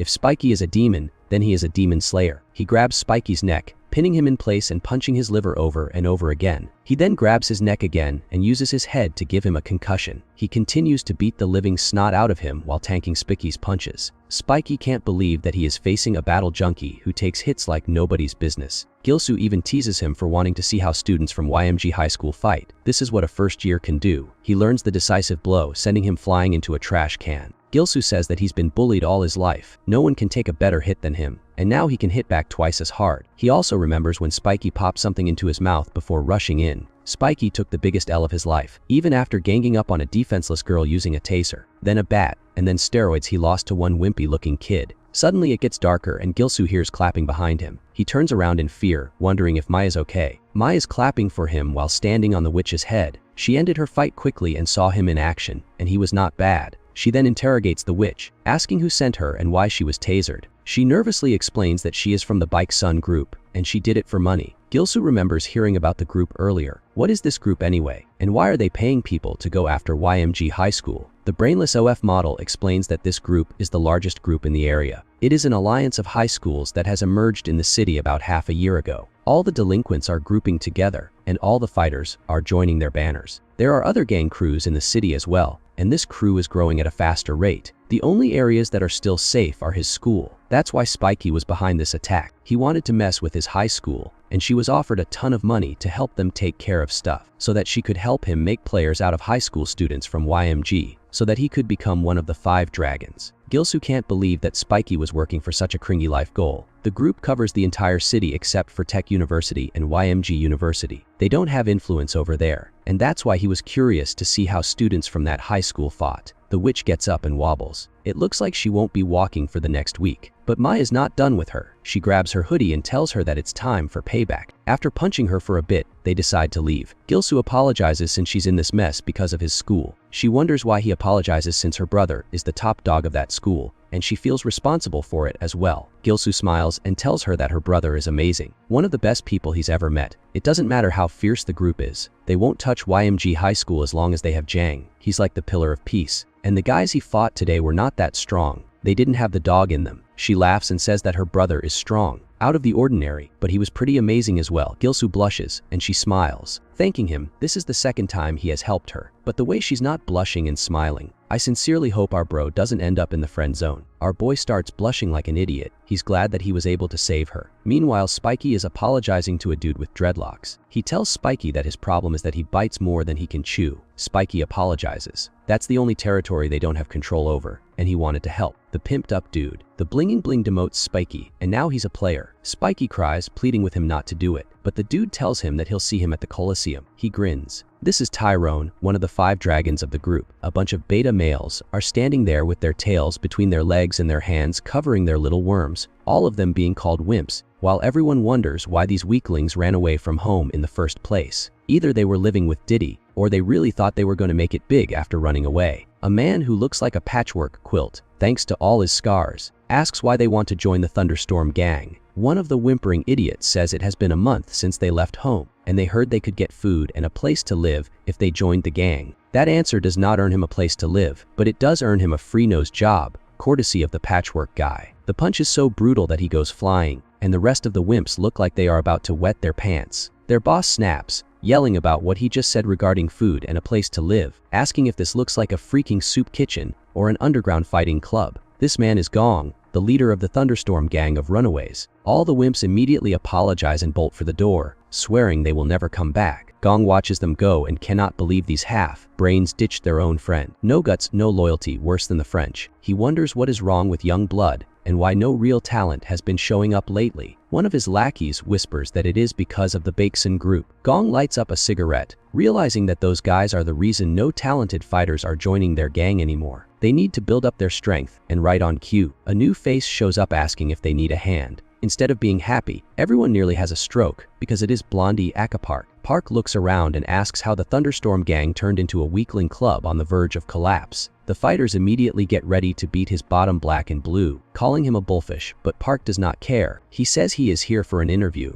since he is clearly more qualified than the clowns they were just talking to. Gong steps forward and tells him he does not get it. This is not corporate, this is a back alley gang, and they would rather die than take back a traitor. Park does not get to apply because he is a shameless bastard. Park tries to sell himself anyway, lying on his resume and saying he is here for a task. If he completes whatever task they assign him, he wants back in. Gong finds that interesting and decides to take him up on the offer. The next day at high school, Gilsoo is stretching his muscles, looking like he exercised way too hard the night before. For his sake, let us hope that exercise does not mean laying the pipe on Mai, because he does not want to run the field with Big Brother. He decides to grab some ointment from the clinic and notices Park getting bullied by his former crew. Redhead asks if Park really wants back in, saying they might try to persuade Kang, but in exchange, Park has to introduce them to the Thunderstorm gang baddies lying around. They want to have some fun together, and they want Blondie as their wingman. Park storms off, not interested in becoming a pimp for these losers. Mohawk guy yells that Park should be grateful for a life-changing opportunity, especially for a loser who wet his pants in the arena. He even throws a cola can at him, but Park kicks it so hard it turns into a missile. He tells them to remember their place, explaining that he only tolerated them because he wanted to join Kang's gang. But now that it is off the table, he does not need to put up with their nonsense anymore. He says he is dropping out of high school. Mohawk tells him to reconsider and asks if Kang even knows about this, but Park just smiles. There is no point studying in this school anyway. He tells them to keep glazing Kang and take care of his meat. Gilsoo overhears everything and cannot believe Park is actually dropping out. From a wimp, he has turned into a career-ending fighter. Park packs his stuff, not caring about Kang or anyone else, because he plans to start over with the Thunderstorm gang. That is when Gilsoo shows up and tells him they need to talk. He heard Park is dropping out and asks if it is because of what happened in the arena. If that is the case, he says Park can always prove himself again by running the fade in the arena, and Gilsoo is ready whenever he is. That sets Park off. He throws his bag down and calls Gilsoo a son of a gun, saying he is one sentence away from bashing Gilsoo's skull in. He blames Gilsoo for everything that happened to him and asks if Gilsoo is satisfied now that he got what he deserved. He warns Gilsoo to watch where he walks at night and tells him to forget about the arena, because he is going to die out in the streets. Park storms away, yelling that this has been the worst day of his life. Gilsu stands there, realizing he might be responsible for ending this guy's entire future, and it eats at him. As Park walks off, an envelope slips out of his box of belongings, and Gilsu notices it lying on the ground. Later, at an abandoned gas station, a bunch of thugs are gathered around a bonfire, complaining that they have not made any money since last week. They blame the Thunderstorm guys and swear their fighters have pillow punches. One of them steps forward, and before anyone understands what is happening, Park shows up with a baton resting on his shoulder and metal braces, probably still strapped to his shins. He tells them they have two choices, either leave the area or join the Thunderstorm gang, because those are the only options they get if they want to live. The thugs start laughing and teasing him, saying they heard he was busy taking care of Kang's joystick to join his daddy's gang, and now he is crawling back to Thunderstorm. What a pathetic existence. As they talk trash, Park remembers his deal with Gong. His task is to wipe out the competition so Thunderstorm gang can survive, and if he wants his old position back, he has to run the fade again. One idiot lunges at him, but Park parries the blow with his baton. Another throws a punch, and Park blocks it with his iron shins, proudly telling him those things are bulletproof. Then he goes to work, kicking the stuffing out of all of them. He tells them he does not want to work hard, but if they are ready, they should all come at him at once. They clash in a messy brawl, and Park fights like a man who has nothing left to lose. Later, Gong is asked if he really wants Park back. He stares at an old picture of Park from before he became Blondie, knowing that if Park succeeds, he takes out a rival gang, and if he fails, it is not their problem. Gong smiles sadistically as he burns the photo. He has nothing to lose, and this is what happens to traitors. He smiles to himself, already planning to abuse the hell out of Park and throw him straight under the bus. Park has locked in,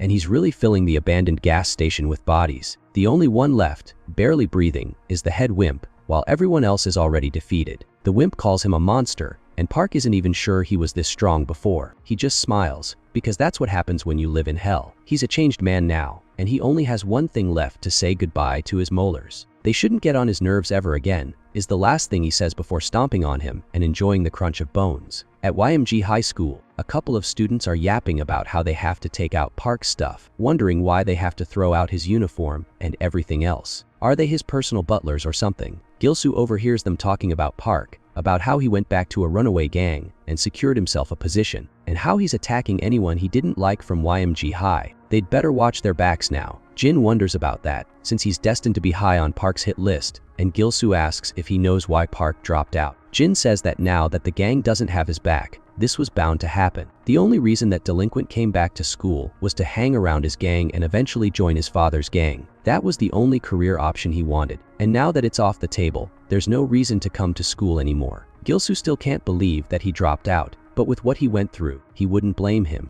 Even Bushi wonders who would want to be friends with a guy like that, since without a gang, he wouldn't have anyone to talk to. Gilsu starts feeling bad for the washed-up villain. Later, a kid is playing red light, green light, and all his fellows freeze when he looks over his shoulder. He starts again, and when he turns back, he catches Gilsu moving, telling him that he lost. He asks who the hell he is, and Gilsu Narisi says he's looking for someone named Jiang. Someone steps forward and introduces herself as Jiang, a polite-looking girl. Back at the orphanage, she can't believe that Park really dropped out. Gilsu tells her this letter was addressed to her, pulled from Park's belongings, because while he didn't bother taking anything else from school, this letter mattered to him. Jiang isn't sure how to get in contact with Park either, but ever since he left the orphanage, she's been sending letters just to find out if he was okay. Gilsu is surprised to learn that Park came from an orphanage, and honestly, that explains the fatherless behavior. Jiang says he doesn't have anyone, and they're the only family he's ever had. She remembers being bullied relentlessly as a kid, while everyone tried to console her,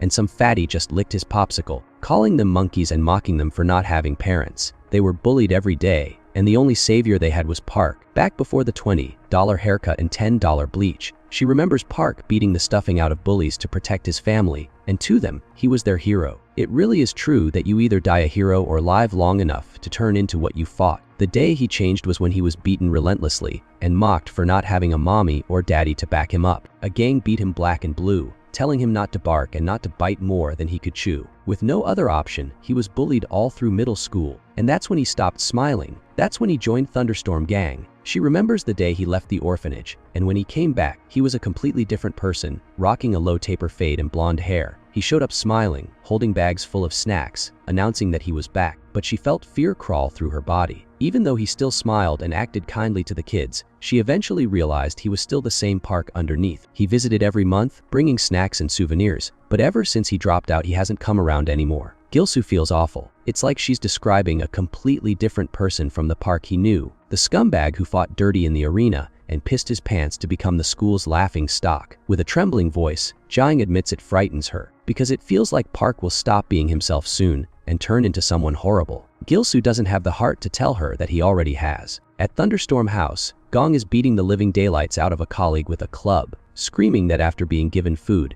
and a place to stay, the kid still had the gall to return without meeting his quota. The kid cries, apologizes, and promises to bring more money next time. Gong lifts the bloodied weapon and tells him this is what awaits him if he disappoints them again, then calmly lights up Sake, muttering that kids these days don't know how to act. After disciplining him the same way my dad disciplines me after I fail a math test, Gong starts ranting about how things weren't like this back in his day. Park can't believe the boomer energy coming off him, especially with the back in our day speech. Gong tells Park that since he took down a rival gang all by himself, he's proven he has the skills, and that almost makes up for betraying them. Now they'll see if he's worthy of joining again. Park snaps, yelling that this wasn't part of the deal, because he was promised a position once the gang was wiped out. Gong just laughs, calling it a two-step verification process, and tells him that if he doesn't like it, he can always drop his resume at McDonald's. Park would rather die than work for minimum wage, so he asks what more Gong wants. While smoking his cig, Gong tells him that Park said he'd do whatever it takes to rejoin, and now there's one last step. He needs to kill someone. Gong smirks. While continuously spamming lung damage, Gong casually wonders if Park will really do anything to rejoin the gang. Park freezes as Gong asks if he's actually ready to off someone, because he can't believe what he's hearing. When did this go from high school delinquent nonsense to hardened criminal territory? Gong suddenly bursts out laughing, and all his lackeys join in, wondering if Park seriously believed that. Gong tells him to loosen up and calls him a doofus, while Park wonders what kind of warped joke this even is, because the only joke on the rooftop is Gong himself. Gong snuffs out his cig and tells him to relax, because he doesn't actually need to kill anyone, just do something as risky as it is. He flicks his lighter open and stares at Park, the flame dancing between them, before explaining the real job. Park just needs to torch a motorbike, and they'll make several million yen off it, with advance payment included. Profitable jobs like this don't come often, so he'd better grab the chance. Park can't believe it, asking if he really has to burn a bike, and Gong tells him not to overthink it. If he does this, he gets his position back at Thunderstorm Gang. Later, Park walks alone down an alley, deep in thought, realizing that if he gets caught, he's headed straight to juvie for arson. He's exactly the kind of guy who'd end up dropping the soap and getting his dungeons explored, and while being a piss boy sounds better than becoming a prison wife, he's already come too far to back out now. He stops when he sees the orphanage, the only home he's ever known, and curses himself, wondering why he even came here. A gentle voice calls out to him, and when he turns, he sees Gong. She looks nervous as they sit together on the swings, and Park asks why she's wandering around the neighborhood at night. He jokes that she didn't end up on the streets. Did she? But she tells him she can't sleep because she's worried about him. He never answers her calls. Park tries to lie, saying he's living well and just too busy, but she knows that's bullfish. She reminisces about the playground and how they used to ride the swings all the time, and Park smiles genuinely for the first time in a while. He remembers how he never got to ride, because he was always the one pushing everyone else. Gong asks if he remembers when she got hurt, because he pushed too hard, and he laughs, saying he only ever tried to make everyone happy, even if it never really worked. She teases him, saying she still has the scar to prove it, and Park laughs again, admitting he probably got carried away, because she looked like she was having fun. She tells him they were bullied every time they came to this playground, and that he was their hero, their all might, but right now, he looks rough. She offers to take him back to the orphanage so he can stay with them like old times. Park stands up, knowing their paths split a long time ago. He doesn't belong here anymore, and he tells her not to worry about him, because he won't be coming around for a long time. Tears pool in her eyes as she asks why he's saying that, because it sounds like he's disappearing. The next day, Park douses a motorbike in gasoline, trying to stay calm as everything goes according to plan. He checks the surroundings, no people, no cameras, barely any cars. He tosses the tank aside and pulls out his lighter, reminding himself that he really needs to finish high school, because only an idiot would light a bike while standing next to it. All he has to do is torch it, and his life gets easier. He doesn't think twice, because this feels like the only way he survives. He remembers growing up without parents, a scrawny kid walking around like he owed the place rent, realizing early on that other kids got things for free that he never would. That longing lodged itself deep in his chest. He remembers getting beaten black and blue for telling on kids, genuinely believing a teacher would save him, only to be beaten harder while they laughed and called him a loser. One of them mocked him, wondering what made this idiot think he could throw hands with bigger guys, especially without parents to back him up.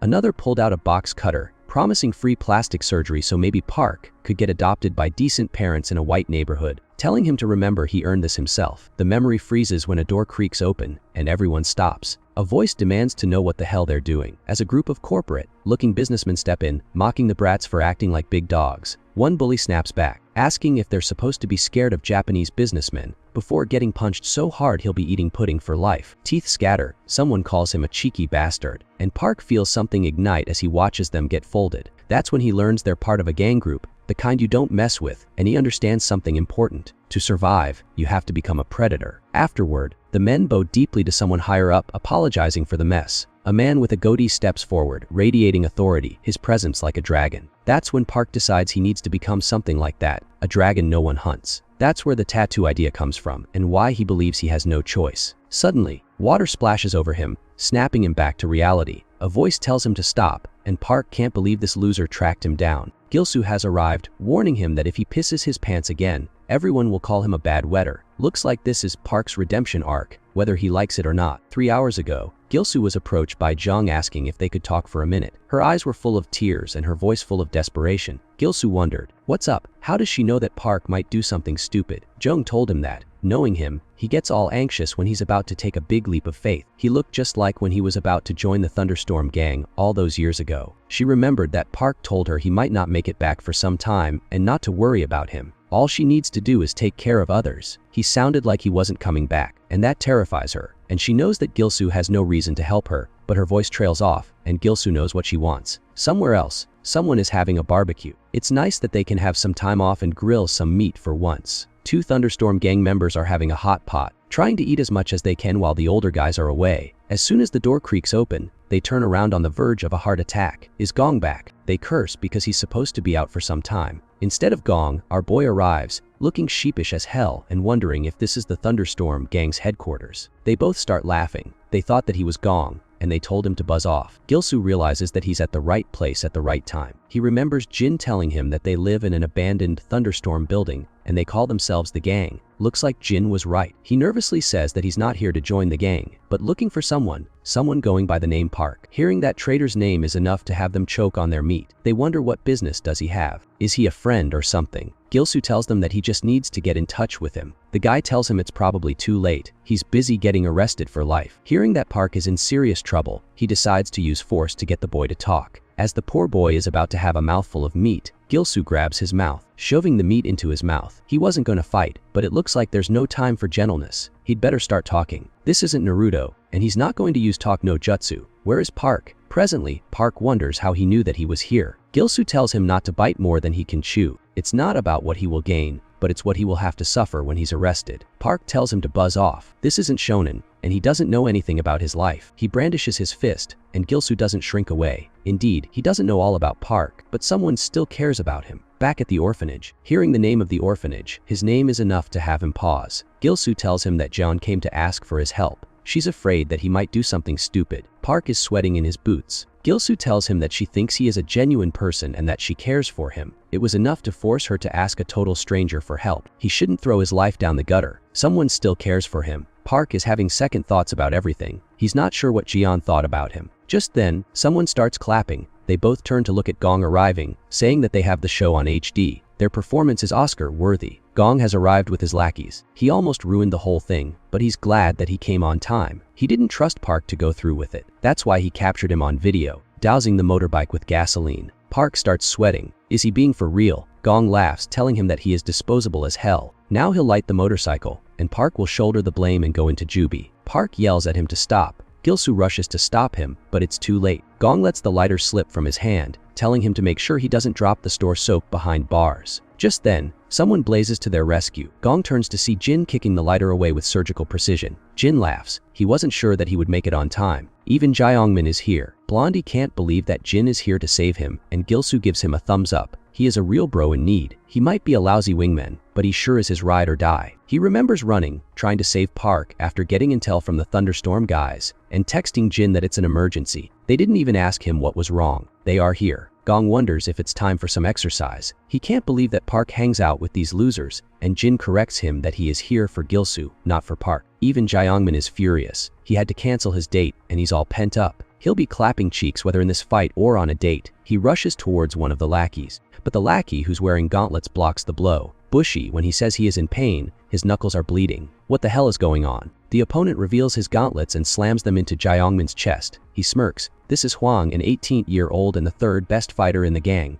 Jin rushes towards Jiangmin, ready to defend him, but another guy steps in, telling him that he hates guys like him most. He unleashes a flurry of boxing punches. Jin manages to dodge all of them, and the opponent tells him that he's half decent. Jin tries to slip through his defense and hit him with a counter, but blood flows from a graze on his cheek. The man just smirks. He's holding two bladed gloves, telling Jin that he's also a boxer. This is Pio, the second best fighter in the gang. Gilsu realizes that this is where Park picked up his fighting style. They all need protection while in a fight. One of them starts speaking Japanese all of a sudden, telling Gilsu that he seems to be the tastiest of them all. This guy is wielding two batons and the third one is probably in his pants. This is Kan Kiyoshi. Gilsu can believe that he's going to be fighting the Japanese, and Kiyoshi lunges at him, thanking the heavens for a nice meal. He swings the baton, and it's enough to make our boy see stars. How is he supposed to block something like that? Kiyoshi continues to beat the stuffing out of him, and Gong tells Park that his friends are in danger. Isn't he going to help them out? Park yells in fury and launches a devastating kick at Gong, but surprisingly, it does little damage. Gong tells him that his kicks are nasty as ever, but he is the boss of this style. He takes off his shirt, revealing a bulletproof Gilsuit. He's not the only one who got better. It's been a while, but they should start their little dance of death. Gong smiles, telling him it's been a while. For old time's sake, they should run the fade. Park zooms in with a kick, but as his master who taught him all his moves, Gong blocks it effortlessly, asking if this is the way he wants to repay him. 2 seconds later, he bashes Park's face into the concrete,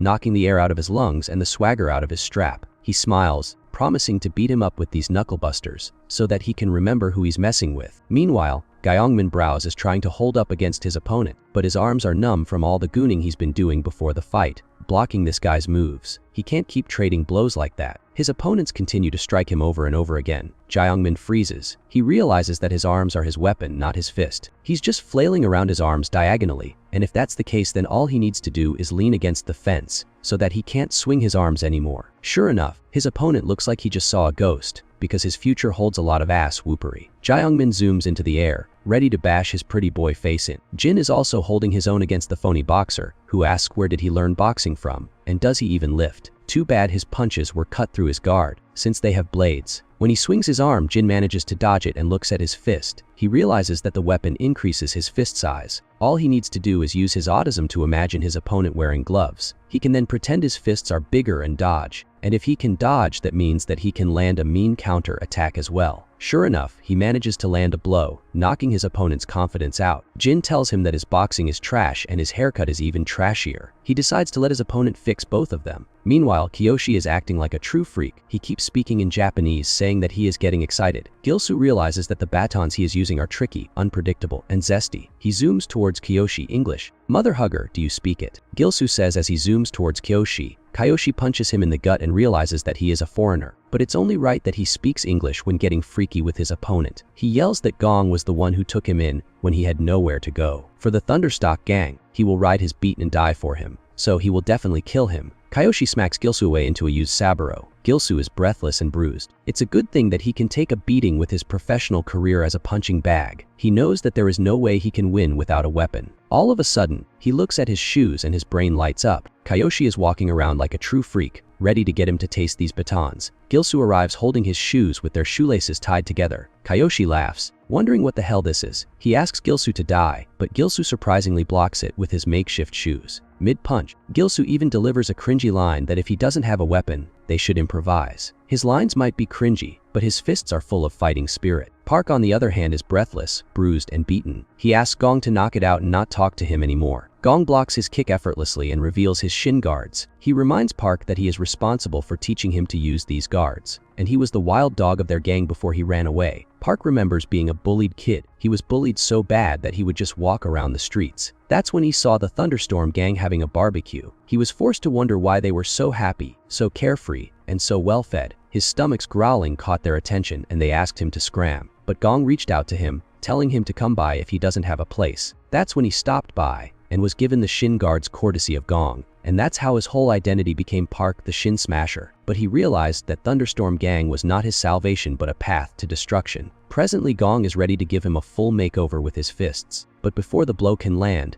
our crybaby superhero arrives, blocking it with the batons and telling him to knock it off. He has a fight to finish with Park. His buddies have also arrived, making quick work of the gang members. Park looks at Gilsoo, shielding him and telling Gong to scram. They have a fight to finish. Gilsoo tells Gong to buzz off. They have a fight to finish and a character redemption arc to wrap up, so he better run away. Gong just laughs, telling him that it's hard to protect a guy like Park. He should know what a treacherous bastard he is. It turns out Park was a true piece of trash, beating the stuffing out of anyone weaker. And when they pleaded for mercy, he would just smile. It's not like they spared him that he was weak, so why should he do the same? He grabbed the guy's head, then his ear, and told him that his ears are useless if he can't even hear. Grabbing a switchblade, he carved him up like a pumpkin, leaving him bleeding. After joining the gang, he wasn't a prey anymore. He was the predator, addicted to strength. Later, when he was smoking, Gong approached him, telling him that they have a new job on board. They have business to conduct and have a chance to work with Centurion, someone who works at a scam center. He made a fortune collecting money from victims. Park wasn't sure since 2 members of their gang were almost caught and put into juvie, but Gong just smirked, telling him that they can earn commission without any risk. All they need to do is supply the Centurion with manpower instead. Park wonders where they would find cheap manpower. It's not like they are in China. Gong corrected him that it's just like they are in China. Hasn't he heard of a nearby orphanage? Park's eyes widened. The director of the orphanage, where he lived his entire life, is a gambling addict who lost all his money to loan sharks and borrowed some from them as well. He's on the verge of bankruptcy, and the only option he has is to use his position as director to push the kids to pay off his debt. Hearing this, Park knew what he had to do. He walked slowly towards the director's room, steel baseball bat in hand and a murderous look in his eyes. Running a crime ring made him forget that he had a family in the orphanage, a family that welcomed him before the Thunderstorm gang. He resented God for putting kids under the care of a scumbag like that director, and that's why he bashed into the room and slammed into the gambling ring. The others scrammed, and he loomed over the director like the god of death, ready to hand him out his sentence for being a crappy caretaker. He raised the baseball bat, telling him that he only has one choice. He slammed the bat so hard that it made the director piss himself. He wishes that he could kill him here, but he decides to give him a chance to leave the orphanage and never look back, or else he'll be reported to the authorities for being a child trafficker, and then he will be diddied in the prison. He leaned closer, yelling at the director that he would be exposed and killed by Park personally. That's when Zhang was woken up by another kid. She walked towards the commotion, wondering what all of this was about. She looked at Park, leaving with a bat in his hand and a heavy look on his face. That's when their relationship deteriorated. Later, Gong wondered where the director went and why he talked to the Centurion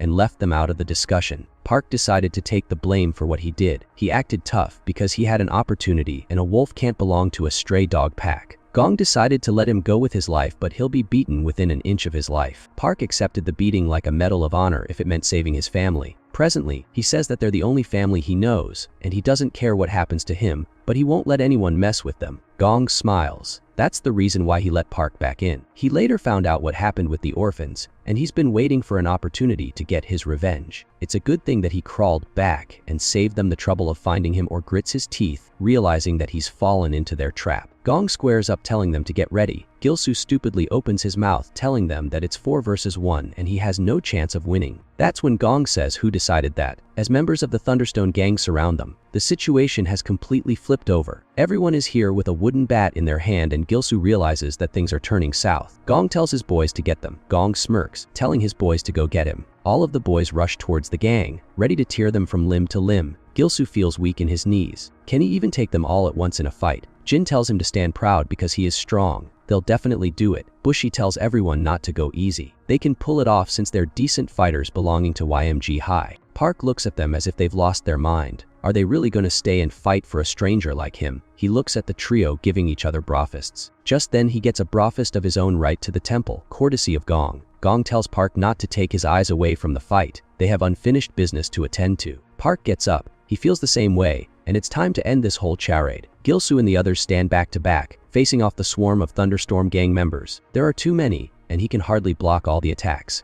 As Gilsoo is about to be beaten, Jin arrives and fends off the attacker. Jin tells Gilsoo to call them if he's in real danger and hold his own until he isn't. They stand back to back like the 3 musketeers, one for all for one. Gilsoo knows that he's not fighting alone. He has bros with him. Park, on the other hand, is throwing kick after kick, and Gong keeps blocking them with his vest, asking if he is trying to give him a massage or a fight. Gong gets the upper hand and Park starts sweating. His kicks are hardly doing anything, and he's getting hurt thanks to those brass knuckles. He wishes for a way to stop him. Just then, Gong throws a powerful punch, and Park manages to block it with his shin guard. but it dents his shin guard and completely destroys it. For someone who has always worn these guards, it's not the shin guard that broke, but it's his confidence. Gong smiles, telling Park that his pads are gone and now he'll know what a true weakling he is. He swings again, telling Park to die. Park is sent flying through the parking lot. As he lands, Gong tells him that he's nothing without the Thunderstorm gang and the shin guards he gave him. Park looks at the destroyed guards, wondering if it's over for him. He never had a chance with the guards. What can he do without them? He tries to keep himself in the fight. Looking at the three weaklings fending off against a swarm of enemies is enough to get his blood pumping. He finds it embarrassing that he can't get up when they are still fighting. He throws away the shin guards that held him down,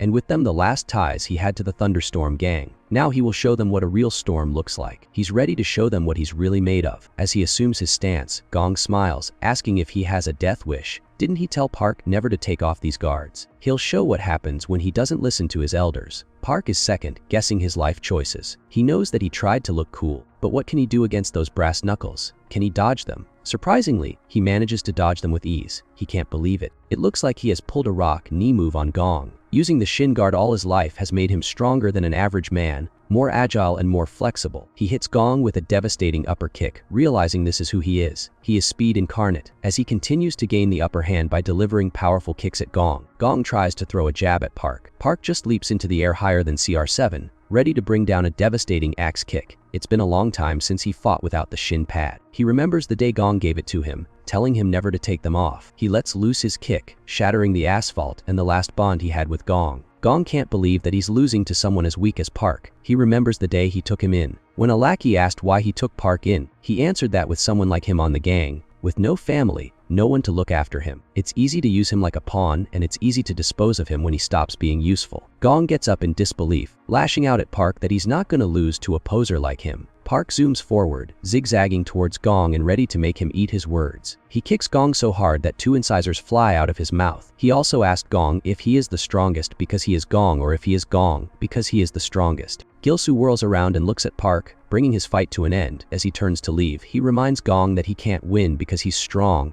but he'll be strong if he manages to win. Isn't that what they used to say? Gong is speechless and toothless at the same time, and the others are ready to piss their pants. Wondering how their leader got a beatdown of his lifetime, they're unsure whether to run away, laugh, or cry. Looking at the trio, unfazed is enough to get them running with their tails between their legs. Park collapses. He can't believe that he really won against Gong, the guy he used to be scared of for his entire life. All of a sudden he looks at a hand and approaches him. Gilsu smiles, outstretched his hand and telling him to get up. They already won. He fought much better without the shin guards. He remembers the day Gilsu also extended his hand at the arena, telling him to fight fair and square the next time they run the fade. He's got to admit, this guy has serious MC vibes to him. Gilsu looks away in embarrassment, telling Park that Gong wanted to give him a piece of her mind. He looks at Gong running towards him with tears pooling around her eyes. It's enough to make him second, guess his life choices. She throws herself around his shoulders, crying and sobbing and asking if he has any idea how worried she was. He smiles and apologizes. Everything will be peachy now. The next day, the trio is walking around school. Gilsu fishes into his backpack and realizes that he forgot his wallet. It's either stolen or forgotten. He starts to lose his mind. His debit card and his student ID were in it. Jin smiles, reminding Gilsu that he's a brokey and his debit card won't do any good to a thief. He hears a couple of students talk about the Thunderstorm gang and how they were wiped out.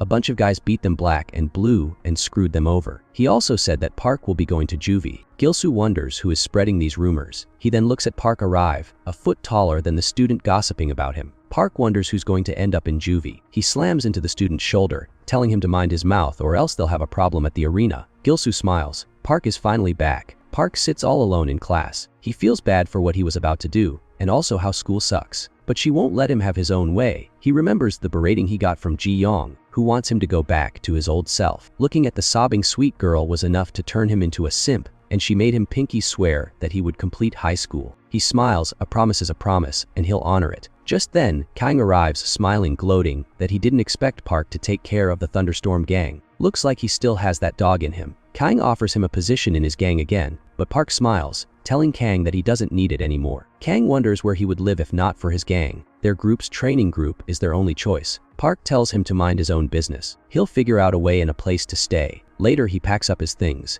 Anyone who joins Park, Kang's group, gets free lodging and a promising future as a criminal. But now that that option is out of his reach, he'll have to leave. All he wanted was to belong to a powerful organization and find security, But fighting already brought him misery. He returns to his orphanage and looks at Zhang, scolding kids and trying to get them to sit at the table. He smiles sweetly and tells them to listen to Zhang when he's not around. Gilsu and the others are also here, smiling. That Park looks good with such softness on his face. Zhang tells Park that the least they can do is offer them dinner for their health. Gilsu and the others smile, and they have a lovely dinner together. Gilsu also wonders what happened to the motorcycle they were about to torch. Park nervously says that he'll have to compensate the owner, and he's not sure who the owner is, but he heard that he's still in high school. Speaking of the owner, it turns out that it's the worst possible guy they could imagine. It's Mr. Freaky Oompa Loompa himself, wondering who tried to torch his precious motorcycle, and he's going to kill whoever did it. Huang has entered the fray as a motorcycle enthusiast. Huang wonders who the hell tried to torch his precious ride, and he is going to give them hell for it. One of his followers finds something on the crime scene, something that gives him a vague idea of who is responsible, just who had vendetta against them. Later, Gilsu wonders why the Thunderstorm gang wanted to burn up a motorcycle, whether trying to hold a protest against fossil fuel or something. Park tells Gilsu that it's none of that vegan bullfish. He heard that the Thunderstorm gang were beaten black and blue after failing the task. The organization is a really big one that tasked the Thunderstorm gang with the job. Whoever hired them must have pushed and punished them for failing. Gilsu wonders who the client was, and Park remembers hearing that it was Bike Sun Group. He heard that they are cruel. Hearing that familiar name sent chills down Gilsu's spine. Later he smiles nervously and Mai also smiles enthusiastically. All of the nerds in her 10-mile radius look at Gilsu in envy, and Gilsu also wonders how this happened. Earlier he had asked me about her day, and she warmed up wondering if they could hang out. He can't believe that they are out on a weekend together, kind of like a date. He has it all planned out, Italian dinner, but surprisingly he's been searching dating recommendations and restaurant recommendations all day long. But instead of being happy, Mai looks a little uncomfortable. He notices it and decides to go for dessert in a cute little place nearby.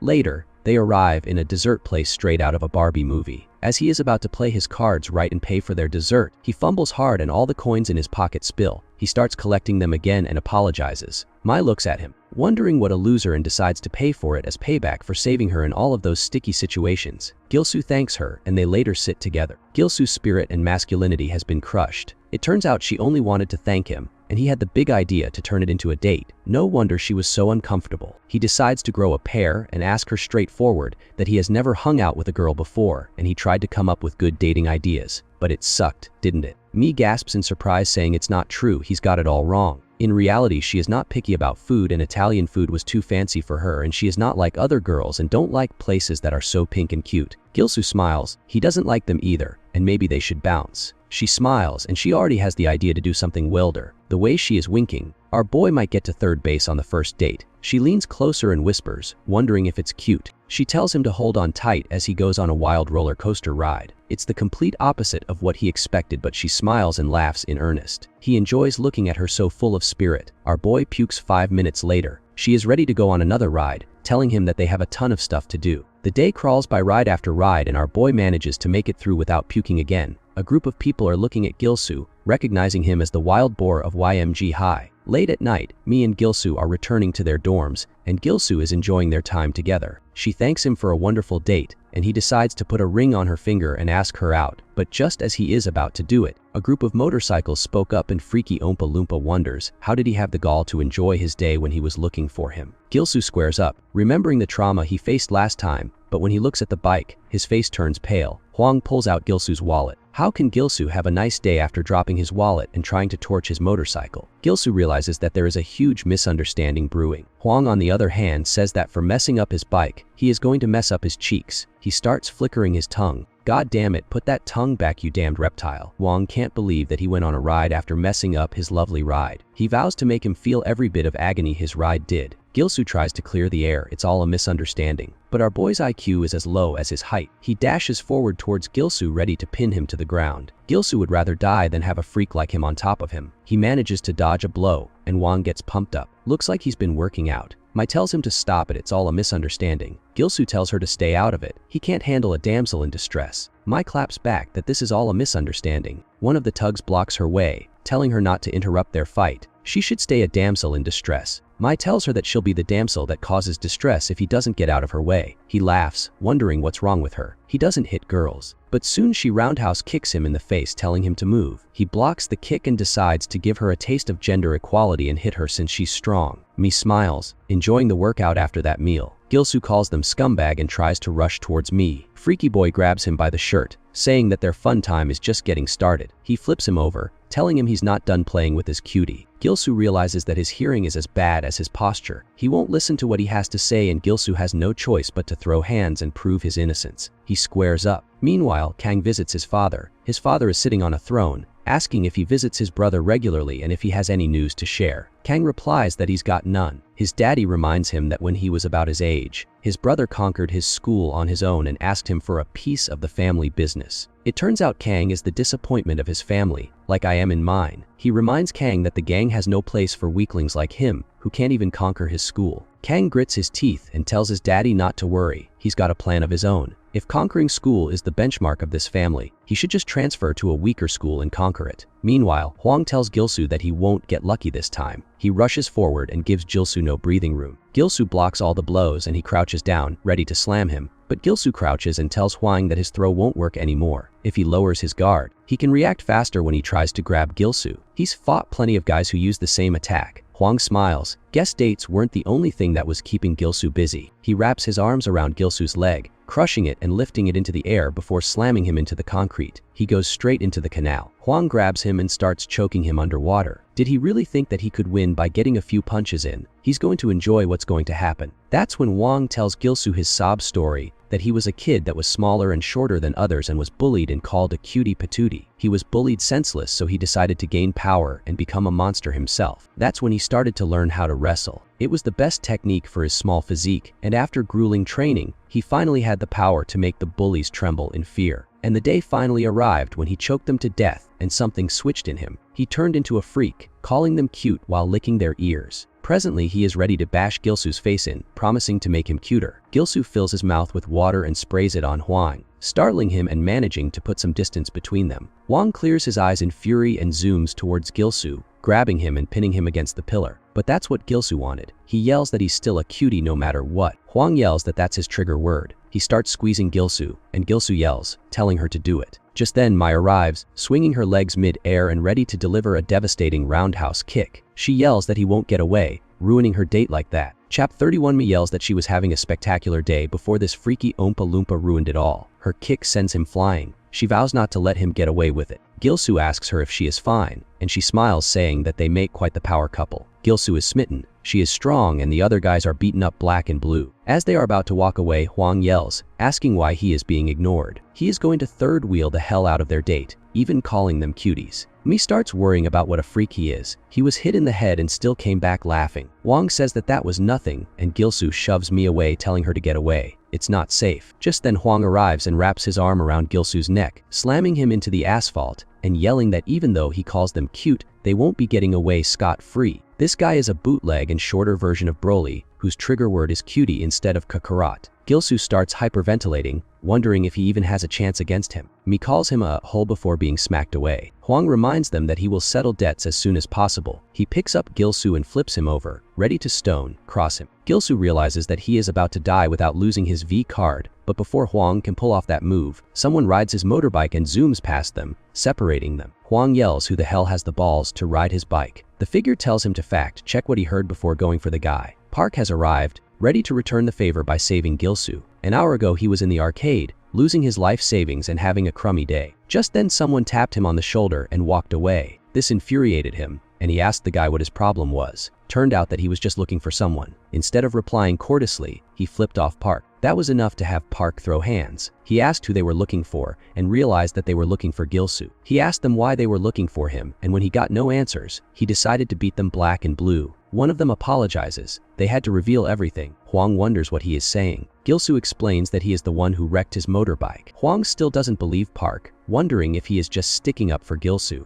When Park shows him video proof of what happened to his bike, this infuriates him. Later, he explains everything that happened, all up to how Gilsu saved his bike from getting wrecked and how San Group is behind it. Hwang is so furious he might blow a nerve. The group has been going after all the high schools in the area, and their leaders invited Hwang to a barbecue party, trying to get chummy with him. They even made him an offer he couldn't refuse, in exchange for handing over his school. But he turned it down, and that's when they started having problems. Their students were targeted and extorted for money, and their entire high school fell into chaos. Hwang explains that he would rather die than work for that group. and he's been trying to protect his school ever since. But there's little he can do since only YMG High and Tech School are the ones not including it in the group, and the 5 dragons who lead it are the heads of their schools. The 5 dragons are having a meeting. The 5th dragon is Tyrone, the 4th dragon is No Moon, the 3rd dragon is Maria, and the 2nd dragon is Tanchai. They're waiting for the last dragon to complete the puzzle, and sure enough, a Toji wannabe walks into the room smiling and having a strong resemblance to Kang. Now that the 5 dragons of the group are together, it's time to wreak havoc on the world. Kang smiles, telling the 5 dragons of the group that it's lovely seeing them. All 5 members direct their attention towards Kang, saying it's an honor to meet the son of the gang group. Someone walks up behind Kang. It is Sun, who's looking as gorilla-ish as ever. Tanchai smiles, saying that they are not thriving, but they are surviving. He drops a pill into a glass of wine, handing it to Sun and telling him to drink it and cool himself down. Sun is about to gulp it down in a single go, but Kang tells him to stop. They're not here to enjoy, but to talk business. Tanchai notices how tough Kang is. Maybe he gets it from his daddy. They start getting right to business. Tanchai has a lot of things he wants to discuss. It's clear that Kang wants to take over YMG High, and their group also needs his help, so it could be a nice little symbiotic relationship. Kang talks about the rare candy they gave Sun last time. It didn't really have much. They surprise Tanchai, who asks Sun if he really took the right dose. Sun tells them that he definitely took it, but he couldn't take down Jang. Given the group's reputation, he thought that the candy would do a lot more. All of a sudden, he starts swatting a fly, and Tanchai wonders if Jang is seriously that strong. His research is kind of lacking. Tyrone snaps, killing the fly and telling Sun to have some respect, or does he want his big bottom rocked? Kang grits his teeth, asking if he has a problem, and Tyrone reminds him that they're here to ask a favor. They should lie low. As they're itching towards a fight, Tanchai tells them to back off. They're here to talk business. Turns out Kang is here for a better rare candy to make his prime ape evolve and fight Jang. Tanchai reminds them that he is not a candy shop owner, and he won't be getting any candies for free, if not for the fact that he is the boss's son, and his brother is friends with this group's boss. He wouldn't even have the opportunity to meet them. Kang wonders if their group wants to challenge Gang Group. Tanchai says that he is just reminding them that it's not a freebie. They wouldn't have helped Kang if not for his background.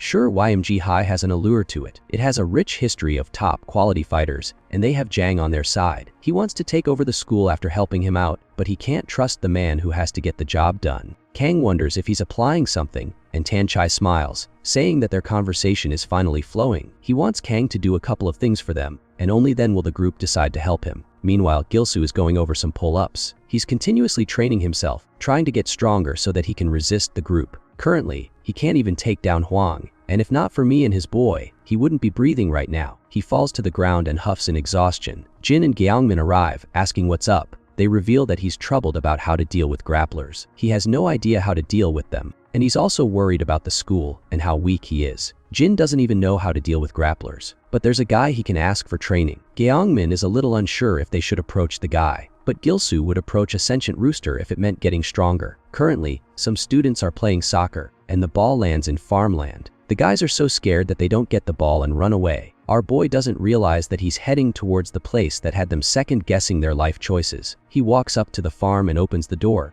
asking if there's someone here. A tall shadow looms behind him. He asks the guy if he is Sungyu. Sungyu grabs him by the shoulder and Gilsu winces. His grip strength is insane. Sungyu shoves him into the ground, giving him a mouthful of dirt and reminding him of the rules. The YMG file is off limits. This man is Sungyu, ex-3 student marshals of YMG High. 5 minutes before he got that mouthful of grass and dirt, he had heard from his bros that there's a top grappler at the school, a student that was one of the student marshals. He was the best grappler there was. Hearing that there's a top grappler at the school had his blood pumping. He rushed off without hearing anything, wanting to challenge him to a sparring match. His bros couldn't even warn him of what he's about to face. Toji 2.0 grabs Gilsu and shoves him into the ground, telling him that the farm is off limits. He asks Sungyu why it's off limits, and he can't believe what he's saying. Sungyu decides to let him off the hook for now, and he better not get back. Gilsu apologizes and runs away, wondering what's up with him. Why is he out at the farm? Speaking of the farm, Sungyu steps into the small cottage. He didn't think anyone would have the balls to barge into it unannounced. Someone calls out to him and he calls out to Juwon. A small boy is huddled in the corner. He's scared of what happened outside. Sungyu pacifies him, asking if he was scared. He's got his favorite food, so he should cheer up. Later, with a lamp lighting up their little abode, Sungyu smiles, looking at his brother eating his fill. When asked why he's not eating, Sungyu says that he had too much to eat at lunch. The little boy wonders if it's because it's his birthday tomorrow. He wants to go to school as well, so that he can get yummy food. He also asks Sungyu what he wants for his birthday as a gift. Sungyu smiles, telling Juwon that he's the only gift he needs, and he'll have to go to work, so he needs to stay here. The little boy wishes that his mom was at the birthday as well. Sung-yu sadly tells the boy that their mother is busy chasing the bad guys away, and she'll be back once everything is cleared up. The little boy nods sadly, and Sung-yu looks away, saying it won't be long. But something in his voice makes it clear that he doesn't believe it himself. Later, Gil-soo is still sore in his shoulder, and his bros are teasing him. Sung-yu wasn't this aggressive. He could be a great guy, friendly, and helpful when he was a first-year student, but he started acting weird when he got to the 2nd grade. He started staying at the farm,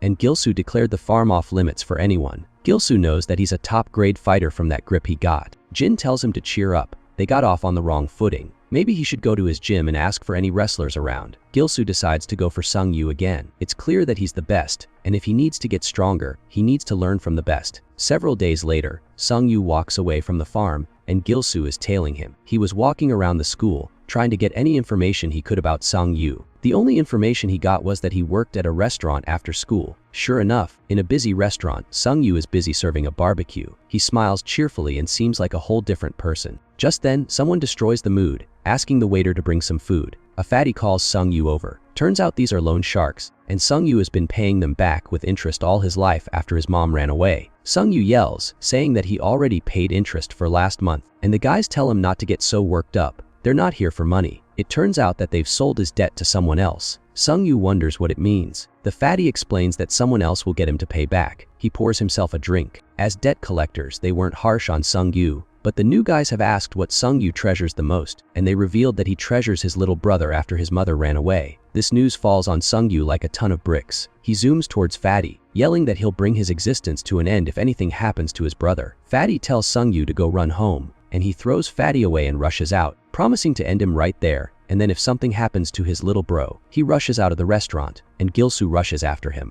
As soon as Sung-yu bursts into the farm, his brother is nowhere to be seen. The lone shark shouldn't know about this place. His brother is out in the streets, playing with paper chickens, and wondering if it will make his brother happy. He's trying to make a surprise birthday party, but a group of thugs walks up to him and asks him to accompany them, since they're friends of his brother. Sung-yu is out in the streets calling his little brother's name over and over again. He is desperate, breathless, and out of options. Just then a tiny little voice calls out his name. He freezes, wondering if it's really his little bro. Sure enough, the small child rushes towards him, calling out his name. Sung-yu rushes towards his brother. The brother says that he just wanted to throw a surprise party for him. Sung-yu smiles, telling him he doesn't need to do anything like that, and why won't he just listen and stay in the shed like a good little boy. He smiles, telling Sung-yu that his friends helped him get here safely. Fatty and the gang smile, calling out to Sung-yu. Fatty is Kim, a key member of the group. Sung-yu realizes that these are the guys who owe his debt anymore. Kim smiles, telling him that he owes their group money, and they are his new masters. Sung-yu turns to leave, wondering why he would pay people he doesn't even know. Kim makes the mistake of grabbing his brother's arm, saying that he's going to have fun with the little present he has. He grabs the paper chicken and squishes it,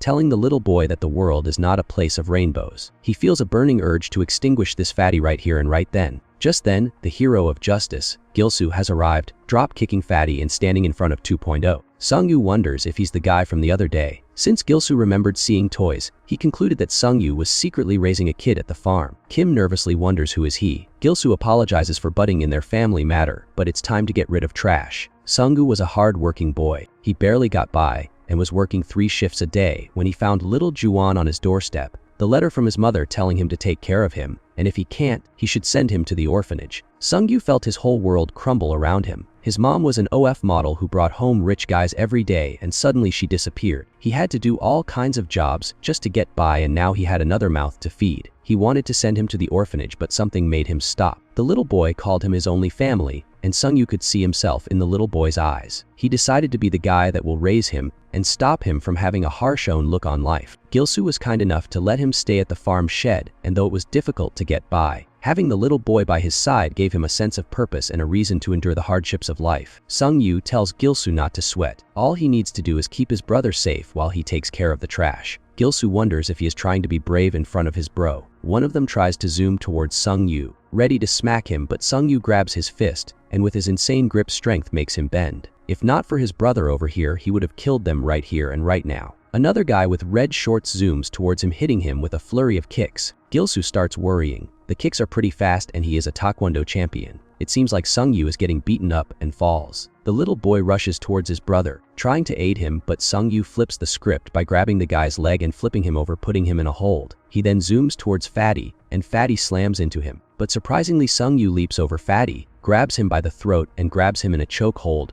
just like an alligator wrapping around a Komodo dragon. He brings the fight to a brutal end. Gilsoo can't believe what he just saw. Elsewhere, Tyrone gets a call from Fatty and the gang. He is not pleased that they got their bottoms beaten black and blue. They want another chance to prove themselves, but Tyrone already has them on speed dial for the Coliseum. After all, the Coliseum needs new fighters. Thanks for watching. Check out this next video, and remember to subscribe Annie Zap.